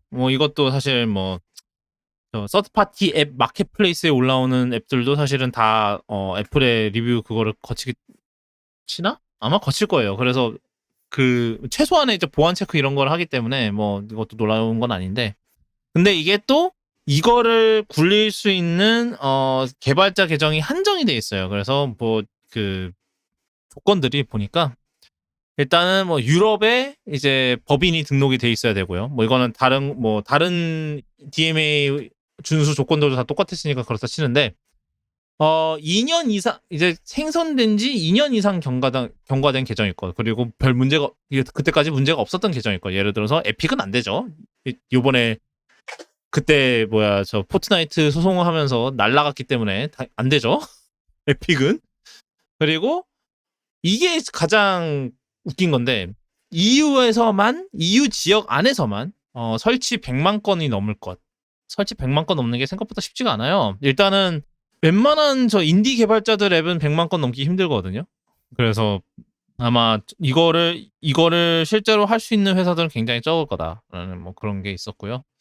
왜 이거를 한꺼번에 안 하고 계속 그러니까 제 생각에는 이제 또 EU랑 계속 뒤에서 왔다 갔다 하고 있는 거겠죠. 너 이거는 해야 되지 않겠니 이러면서 옆에서 계속 애플을 압박하고 있고 근데 애플이 그래 할게요 이러면서 이제 억지로 일을 하는데 정말 이런 거 조건들을 보면은 정말 억지로 한다는 게 정말 잘 보이죠.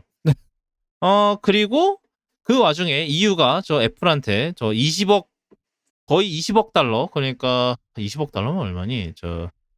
2조 원? 2조 원에 2조 몇천억 원의 벌금을 때렸습니다. 바로 이제 음악에서의 그 플랫폼 독점적 지위를 사용해서 이제 저 스트리밍 음악 시장에서의 불법적인 경쟁을 부정 경쟁을 했다. 뭐 예를 들면은 뭐 그거죠. 뭐 이게 사실은 이제 스포티파이가 몇 년 전부터 뭐 계속해서 저 청원하고 뭐 모시게 하고 이랬던 건데 뭐 그런 겁니다. 뭐 애플은 뭐 저 애플 뮤직 그거에서 30% 안 떼가지 않냐. 뭐 그리고 애플 뮤직이 시스템 앱이고 뭐 등등등 그런 게 있는데 저는 이게 약간 두 가지만 이제 약간 좀 양쪽 입장이 다 좀 그런 게 좀 있어요. 그러니까 뭐 당연히 애플이 플랫폼 독점적 지위를 이용해서 애플 뮤직을 푸시한 건 맞죠. 그거는 팩트입니다. 뭐 그거 맞고 뭐 그렇긴 한데 근데 그럼에도 불구하고 스포티파이는 여전히 1위죠.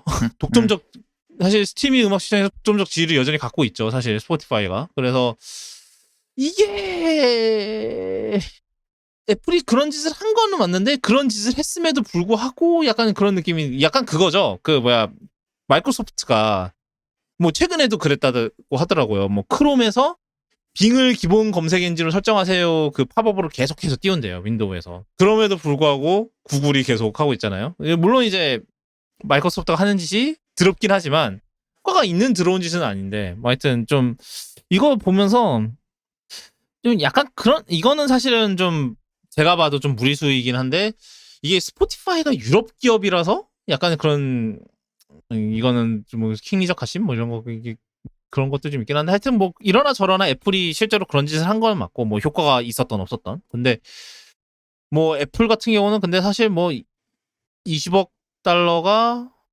그냥 한 분기 매출의 4분의 1? 뭐 그 정도라서 뭐 일단은 애플은 당연히 항소했고 그 다음에 뭐 굉장히 긴 뭐 저 입장문이 나왔어요. 뭐 예를 들면은 뭐 애플이 뭐 스포티파이 지금은 이제 스포티파이 같은 경우는 지금 그것도 안 하고 있거든요. 그 뭐야 애플 IAP도 안 써요. 그래서 30%도 안 내고 뭘 하고 있는데 그래서 막 이제 저 스포티파이는 애플한테 땡전 한 푼 안 내고 이제 이런 거를 구축을 했다. 뭐 이런 식으로 얘기를 하고 있는데 참 이런 뭐 이따가 이제 또 얘기하겠지만 애플이 이런 거 하고 있는 거 보면 이런 식으로 이제 여론전을 벌이고 있는 게 과연 좋은 생각인가라는 생각이 좀 들어요.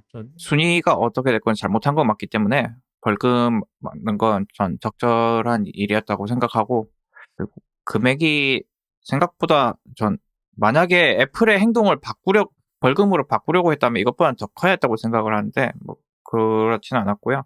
그리고 아까 마이크로소프트 예시가 나왔는데 사실 그 예전에 마이크로소프트가 브라우저 가지고 똑같은 장난치다가 크게 혼났는데 지금 또 하고 있는 게 좀 의외네요. 뭐 그건 계속 그러잖아요. 그 빙을 어떻게든 하려고.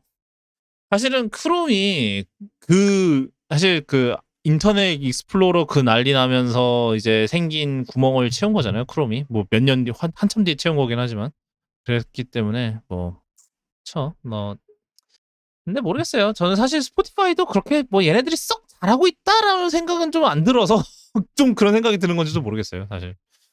네, 뭐. 터치가 잘하고 있건 아니건은 변론이고 애플이 부당한 지위를 이제 부당하게 본인의 지위를 활용해서 경쟁을 저해한 건 맞으니까 벌금 맞아야죠.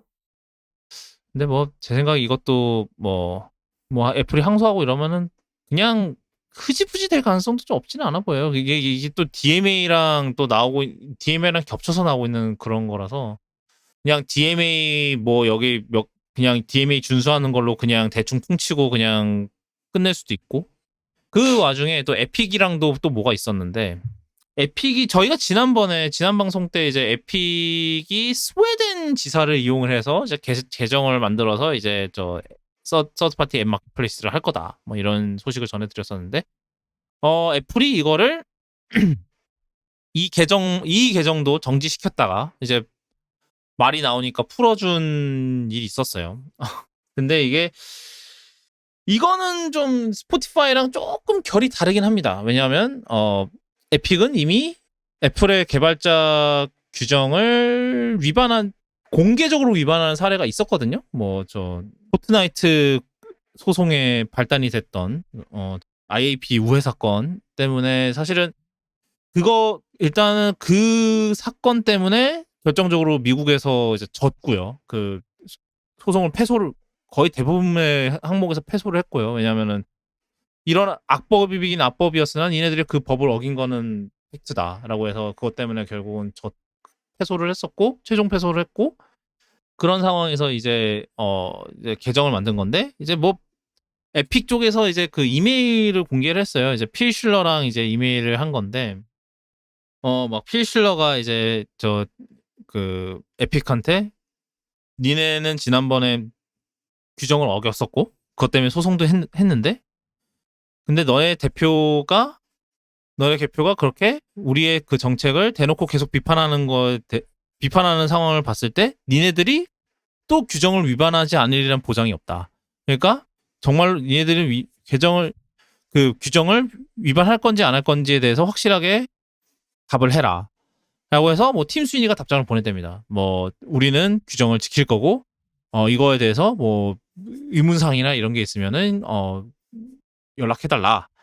라고 하고 나서 며칠 뒤에 계정을 정지했대요. 그렇습니다. 그러고 나서 이제 또 이것 때문에 또 말이 많아지니까 이제 애플이 또 슬쩍 계정을 복구를 했죠. 이게 사실 애플이 그런 우려 아닌 우려를 뭐 갖고 있는 거는 뭐 그렇다 쳐요. 뭐 실제로 뭐 에픽이 규정을 위반했던 건 맞으니까 그것 때문에 소송도 패소했고 근데 그 이후로 벌어진 이런 일련의 그 뭐 이 촌극은 좀 애플답지 그러니까 그 정도 크기의 대기업이면은 해서는 안 될 그거였다고 봐요. 그러니까 이게 사실은 제가 모든 이제 대부분의 이제 애플 이런 경영진은 진짜 오래 있으면 있을수록 좀 뭔가 다들 좀 이상해지는 것 같아요. 일단 조니 아이브가 그랬고요. 조니 아이브도 뭐 이제 애플 커리어 말년에는 저 나비형 키보드라는 희대의 저 흑역사를 만드시고 은퇴를 하시고 그다음에 필 실러도 이제 지금은 원래는 이제 필 실러가 전 세계 마케팅 수석 부사장이었다가 약간 일선에서 물러난 뭐 애플 펠로우라는 지금 직위로 앱스토어를 맡고 있거든요. 근데 필 실러가 앱스토어를 운영하는 방식이 확실히 여러 논란거리를 낳았고 그것 때문에 이제 DMA에서 완전히 제대로 된 타겟을 당하고 뭐 아까 위에 얘기한 뭐 EU에서 뭐 뭐야 저 20억 유로 저 뭐야 20억 달러 벌금도 받고 뭐 DMA 뭐 계속해서 뭐 이거 해야 되고 이런 이 모든 사안이 사실은 결국 그 필 실러가 그딴 식으로 앱스토어를 운영해서 뭐 물론 팀 쿡이 그거를 용인한 것도 문제이지만요. 라고 생각을 하는데 그러니까 애플의 주장은 이거예요. 그러니까 개발자들 야 니네들 아이폰이 없었으면은 너네는 사업을 못했어. 근데 이제 이 개발자들 쪽에 중요한 야, 우리가 없었으면은 아이폰이 없었어. 아이폰이 이 정도로 성공을 못했을 거야. 이게 약간 이게 서로의 주장이 뭐 닭이 먼저냐 달걀이 먼저냐인 것 같아요. 근데 왜 꼭 애플은 이렇게까지 하면서 이제 저 앱스토어 30%를 통한 그 서비스 그로 인한 매출을 어떻게든 지키려 하는 걸까? 이렇게 다른 뭐 애플이라는 그 회사 이미지까지 갉아 먹으면서 그것 때문에 잠재적으로 이제 아이폰 매출이 뭐 아이폰이나 이제 다른 하드웨어 매출이 떨어질 수도 있는 그리고 지금 뭐 저희가 얘기했지만 이제 비전 프로가 이제 론칭한 지 이제 거의 2달이 다 돼가는데 앱 에코시스템 앱에 이제 그 앱을 굉장히 그런 개발자 스토리를 굉장히 푸시해야 되는 상황에서 이런 난리를 벌이면서 이제 비전 프로의 그 앱 스토어까지 이제 손해를 보면서 이직거리를 해야 되나라는 그런 생각이 좀 있어요. 네, 저는 이해는 돼요. 사실 애플이 지금 매출을 올릴 만한데 서비스 쪽 매출이 굉장히 크게 오르고 있는데 만약에 여기서 30% 요걸 까딱 잘못하면은 30%로 얻는 이 서비스 매출이 크게 줄 가능성이 있기 때문에 이 적지 않은 돈이에요. 그래서 그걸 놓칠 수 없다는 게 하나고 두 번째는 지금까지 애플이 이 아이폰의 사용 경험을 굉장히 잘 통제해오고 있었는데 이거를 조금 잘못 열어주는 순간 지금까지 잘 관리되었던 경험이 안드로이드와 크게 달라지지 않을 것이라는 그 두 가지 우려가 애플이 저렇게까지 나오는 이유가 아닌가 싶고, 저는 충분히 애플 입장에서는, 기업 입장에서는 충분히 이해할 만한 방향이라고 생각해요. 애플은 구글이 아니기 때문에 구글처럼 이제 많이 깔아서 거기서 광고로 돈 버는 그런 기업이 아니기 때문에 저 방향성은 충분히 전 이해가 돼요. 근데 뭐 그게 정도껏 해야지인 거죠, 사실. 그 정도 것에 대한 대답이, 애플의 대답은 이거인 거죠. 근데 이제 저는 이게 이렇게 집착함으로써 도리어 역으로 이제 법적으로 더 크게 두들겨 맞으면서 애플이 예상한 것보다, 애플이 그냥 적당히 열어줬으면 됐을 것보다 더 매출이 떨어질 가능성이 있지 않을까라는 생각도 좀 들기는 해요. 그러니까 법으로 강제적으로 이제 매출을 더 칼질당하는 상황이 벌어지지 않을까라는 뭐 그런 생각. 애플은 애초에 그래서 적당히도 열어줄 생각이 없었던 거죠. 아예. 네, 그렇죠. 근데 이제 뭐 모르겠어요. 진짜 이유를 얕봤나? 약간 설마 뭐 우리를 갖고 그렇게 하겠어? 약간 그런 생각을 한 건가? 약간 그런 생각도 좀 있거든요. 뭐 그것도 그렇고 뭐 그래서 뭐 이제 이런 얘기도 있어요. 뭐 저 타협점으로 다른 거는 다 열어주되 게임만 열어주지 않으면 되지 않겠냐. 어차피 대부분 그 30% 앱스토어 30% 대부분이 이제 게임에서 나오거든요. 게임 그런 뭐 아이템들 뭐 이런 거 그런 거 구매하는 거기서 이제 대부분에서 그 30%그 수수료의 대부분이 거기서 나오는데 그럼 무슨 근거로 게임을 차별하냐가 문제죠. 법대로 유럽이 시켜서 열 거면 다 열어야 되는데, 유럽이 게임은 안 열어도 돼라고 얘기했을 리가 없거든요. 근데 뭐 아니 그러니까 그거죠. 애초에 그렇게 했으면은 이렇게 다 열으라는 압박을 처음에 안 받았을 가능성이 높다는 거죠. 어차피 그쵸. 그러니까 지금은 그러니까 그렇게 하기 늦었다는 거죠. 늦었고 애초에 만약에 게임 빼고 다 열어줄게라고 했으면은 그렇게 기준을 정해서 했으면은 이렇게까지 EU나 뭐 어디든 다 이렇게 그렇게 규제 칼질을 그 정도로 당하지는 않았을까라는 그런 얘기가 나오는 건 것 같아요. 물론 저 에픽은 마음에 안 들겠지만 게임이니까. 마지막으로 저희 M3 맥북 에어 얘기를 좀 할게요. 이번에 나왔습니다.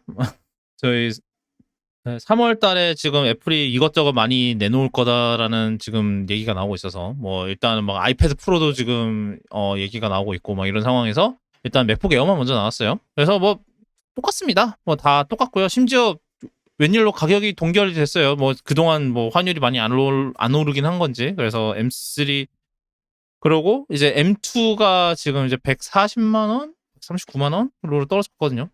맞을 거예요. 139만 원. 그래서 뭐 요번에 M1이 단종이 됐습니다. 결론적으로. 그래서 이제 맥북 에어의 아이코닉한 모양이라고 하는 그 웨지 모양의 그 디자인이 사라지고 이제는 모두가 납작한 노트북이 됐고요. 좀 근데 이거에 대해서 굉장히 향수적인 그런 거를 좀 많이 얘기하던데 두 분은 좀 이런 웨지 디자인에 좀 그런 게 있으신가요? 좀 어떤 거 같으세요? 웨지 디자인이 약간 무릎 위에 놓고 칠 때는 살짝 편한 느낌이 있는데 전 딱히 선호하진 않거든요. 그냥 똑같은 조건이면 웨지 디자인을 고를 수도 있을 것 같은데, 웨지 디자인인 이상 똑같은 조건이 일 수가 없거든요. 어딘가에서 뭔가 빠질 거기 때문에. 웨지 디자인이면 배터리가 줄어든다거나 포트 개수가 줄어든다거나. 그래서 웨지 디자인 딱히 그립진 않습니다. 뭐 기사도 나오고 그랬잖아요. 뭐 하여튼 그것 때문에. 그래서 누구는 어떤 분은 뭐 M1 맥북 에어를 5대를 살았다는 사람도 있어요. 망가지면 바꿔 쓰려고. 그리고 뭐 저 티톱님은 그 디자인을 쓰셨잖아요. 뭐 인텔이긴 했지만. 예, 그렇긴 했는데 사실 저는 크게 이렇게 디자인에 뭐라 그래야 되지? 별 영향을 안 받아서 감흥이 없는.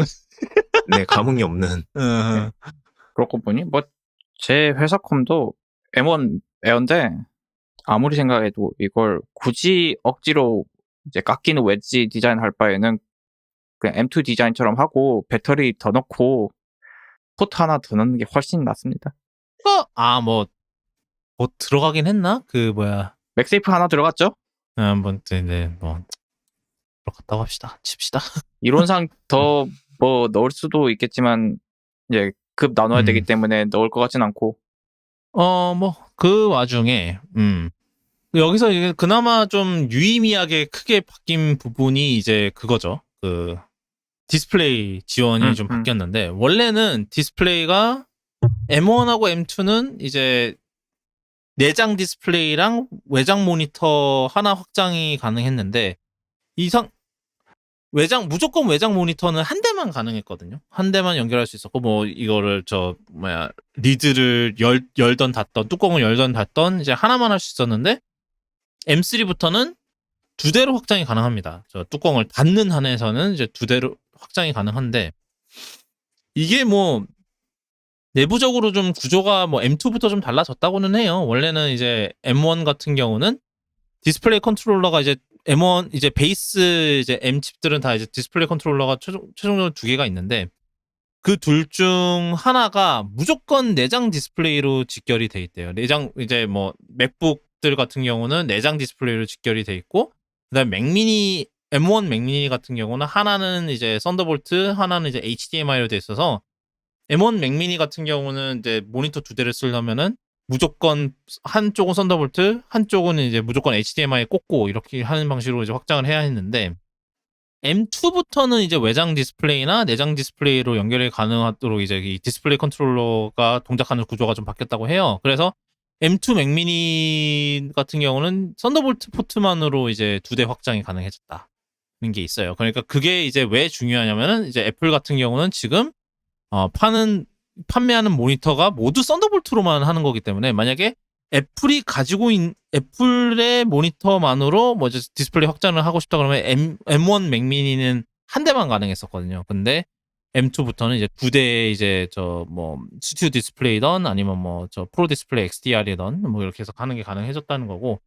그렇다면 아마 이제 결론적으로는 이제 이론적으로 M2 노트북들도 이 기능을 할 수 있겠지만 아마 애플이 급 나누기를 어느 정도 선에서는 해야 되기 때문에 열어줄 것 같지는 않다. 그리고 만약에 이게 애초부터 가능했으면은 M2 때부터 이미 이거를 확장해줬어야 되는 것 같은데 뭐 안 했다는 거는 뭐 다른 이유도 있었을 수도 있고요. 뭐 하여튼 그렇고 그 다음에 M3 맥북 프로 같은 경우 또 이제 제가 작년에 나왔을 때 똑같은 얘기를 이제 또 했었죠. 아니 맥북 프로라는 물건이 디스플레이 하나밖에 확장이 안 되는 거는 좀 심하지 않냐라고 했었는데 네 바뀝니다. 그리고 그것도 그래서 이번에 소프트웨어 업데이트를 통해서 지원을 할 예정이라고 해요.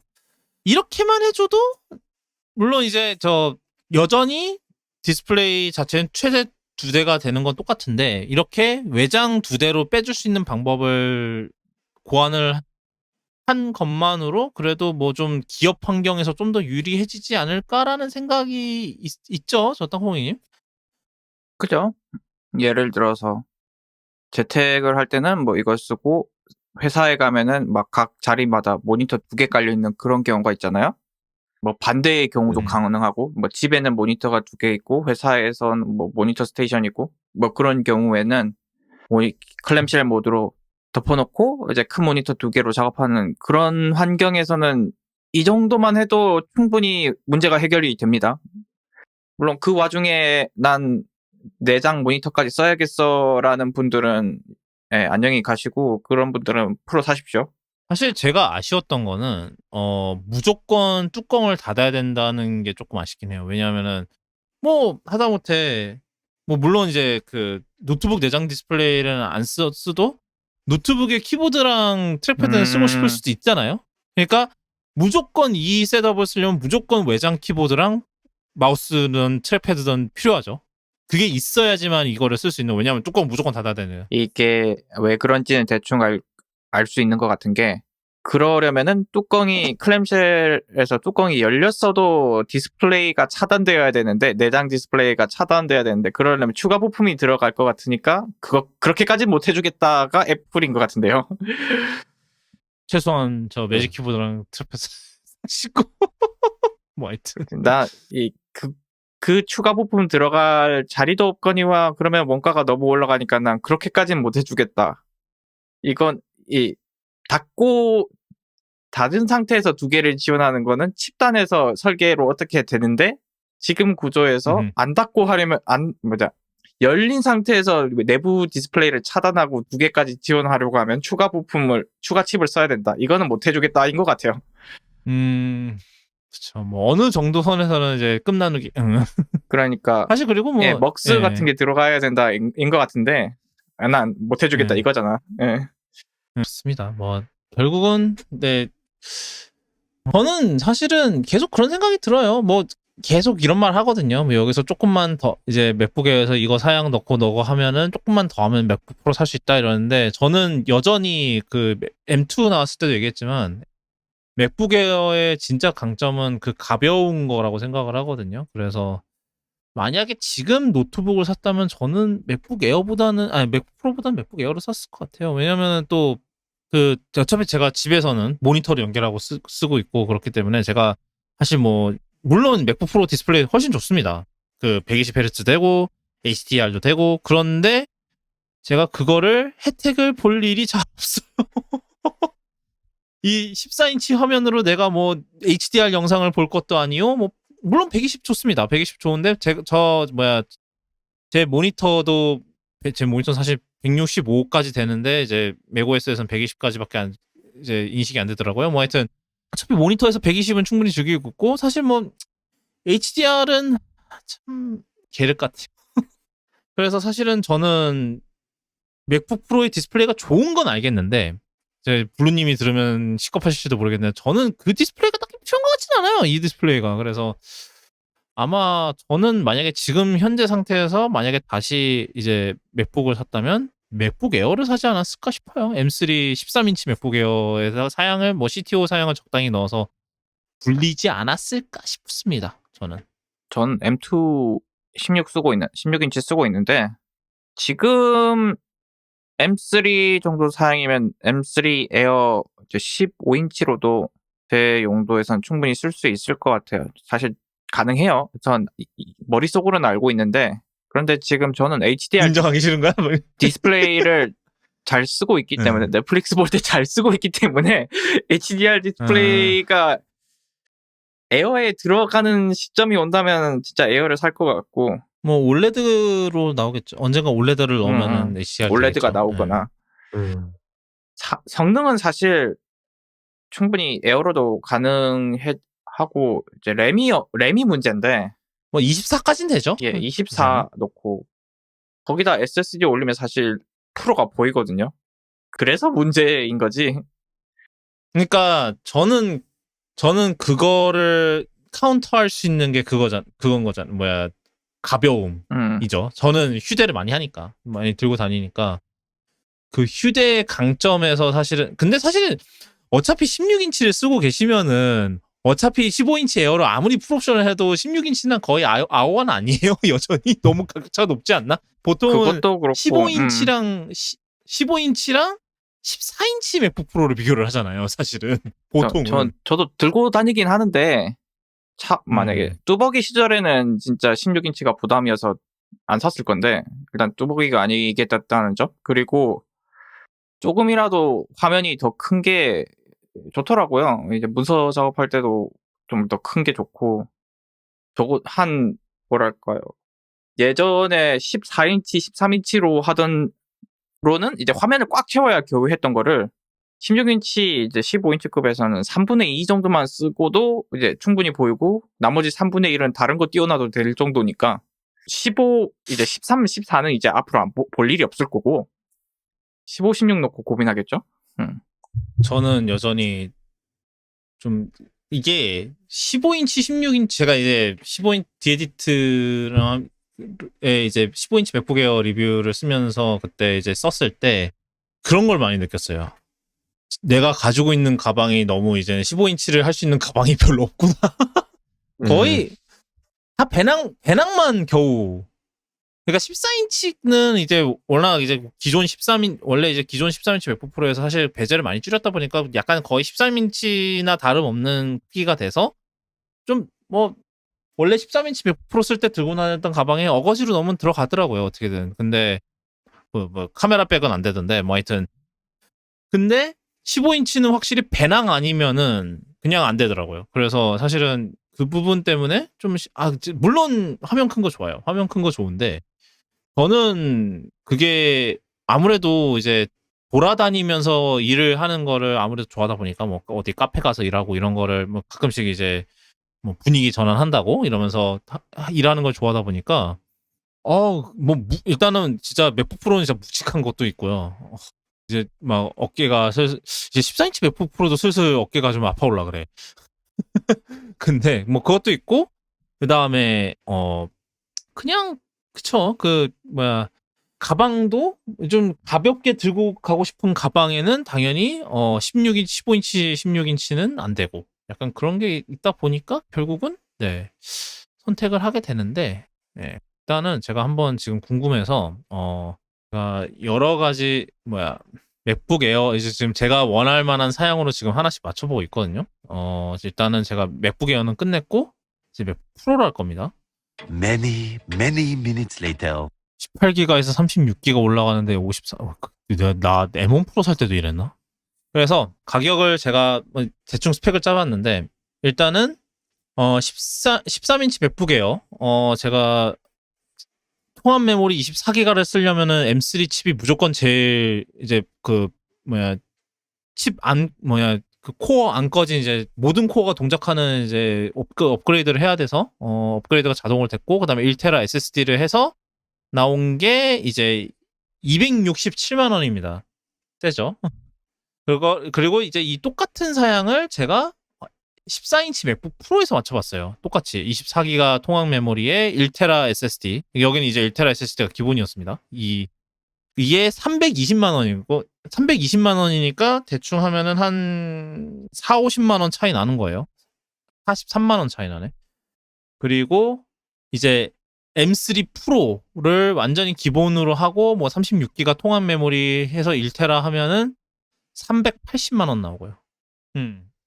옛날에 13인치 제가 딱 그 신조를 그러니까 각자의 이제 그 신조를 가지고 난 무조건 작은 화면이다, 무조건 큰 화면이다 이런 상태에서 딱 정하면은 이게 가격 차가 꽤 크기 때문에 사실 그랜저병이 발동되기가 쉽지가 않은데 그 화면 크기에 대해서는 크게 상관이 없는 상태에서 이제 좀 이제 고민하기 시작하면 이제 그랜저병 발동이 좀 되게 쉬운 것 같아요. 좀 그래서 저는 하여튼 그런 생각입니다. 만약에 지금 당장 이제 노트북을 바꿔야 하는 상황이 왔더라면 저는 아마 맥북 에어를 샀을 것 같아요. 제가 그 당시에 지금 맥북 프로를 370만 원인가에 맞췄거든요. 이 사양을.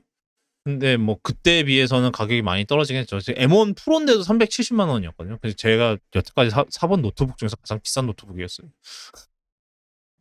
물론 더 성능이 있으면 좋은데 아까도 얘기했지만 아까 뭐 그 애플한테도 하는 소리지만 땅이라는 걸 알아야 되는 것 같아요. 좀 하여튼 그래서 네 저는 이렇게 샀을 것 같네요. 그러니까 옛날에는 저 티점님이 맥북 에어를 사셨던 시절에는 맥북 에어가 참 듀얼 코어에 참 힘들었던 때라서 인텔이 참 힘들었던 때라서 그랬는데 요즘은 맥북 에어 그 기본기가 워낙 좋으니까 저는 정말로 막 내가 크리에이터고 사실 뭐 웬만한 이제 4K 동영상 편집도 맥북 에어면은 그냥 충분히 하거든요. 특히 뭐 그냥 아이폰에서 촬영한 거 편집하는 건 사실 그런 거 용도로 사실 프로가 필요가 없어요. 근데 하여튼 정말로 내가 정말 프로다운 일을 해야 된다 그러면 이제 뭐 물론 이제 돈을 갖고 계신 여러분들이 이제 어떤 자신이 이제 돈을 이런 방식으로 쓰고 싶다고 하시면은 저는 뭐 당연히 그거를 말릴 수는 없는 거지만 그냥 잘 생각해 보시라는 거죠. 보통은 에어로도 충분합니다, 여러분. 여기까지 하도록 하겠습니다, 오늘은. 쿠도캐스트는 아시다시피 애플 팟캐스트랑 스포티파이, 유튜브, 그리고 네이버 오디오 클립에서 들으실 수 있고요. 오늘 다뤘던 내용 kudokunchon.me/cast/2008에 들어오시면 오늘 다뤘던 내용 이제 기사로 정리해 놓으니까 시간 나시면 들어오셔서 기사도 읽어보시고 그랬으면 좋겠습니다. 오늘은 여기까지고요. 오늘 저희는 다음 이 시간에 돌아오도록 하겠습니다. 그럼 그때 뵐게요.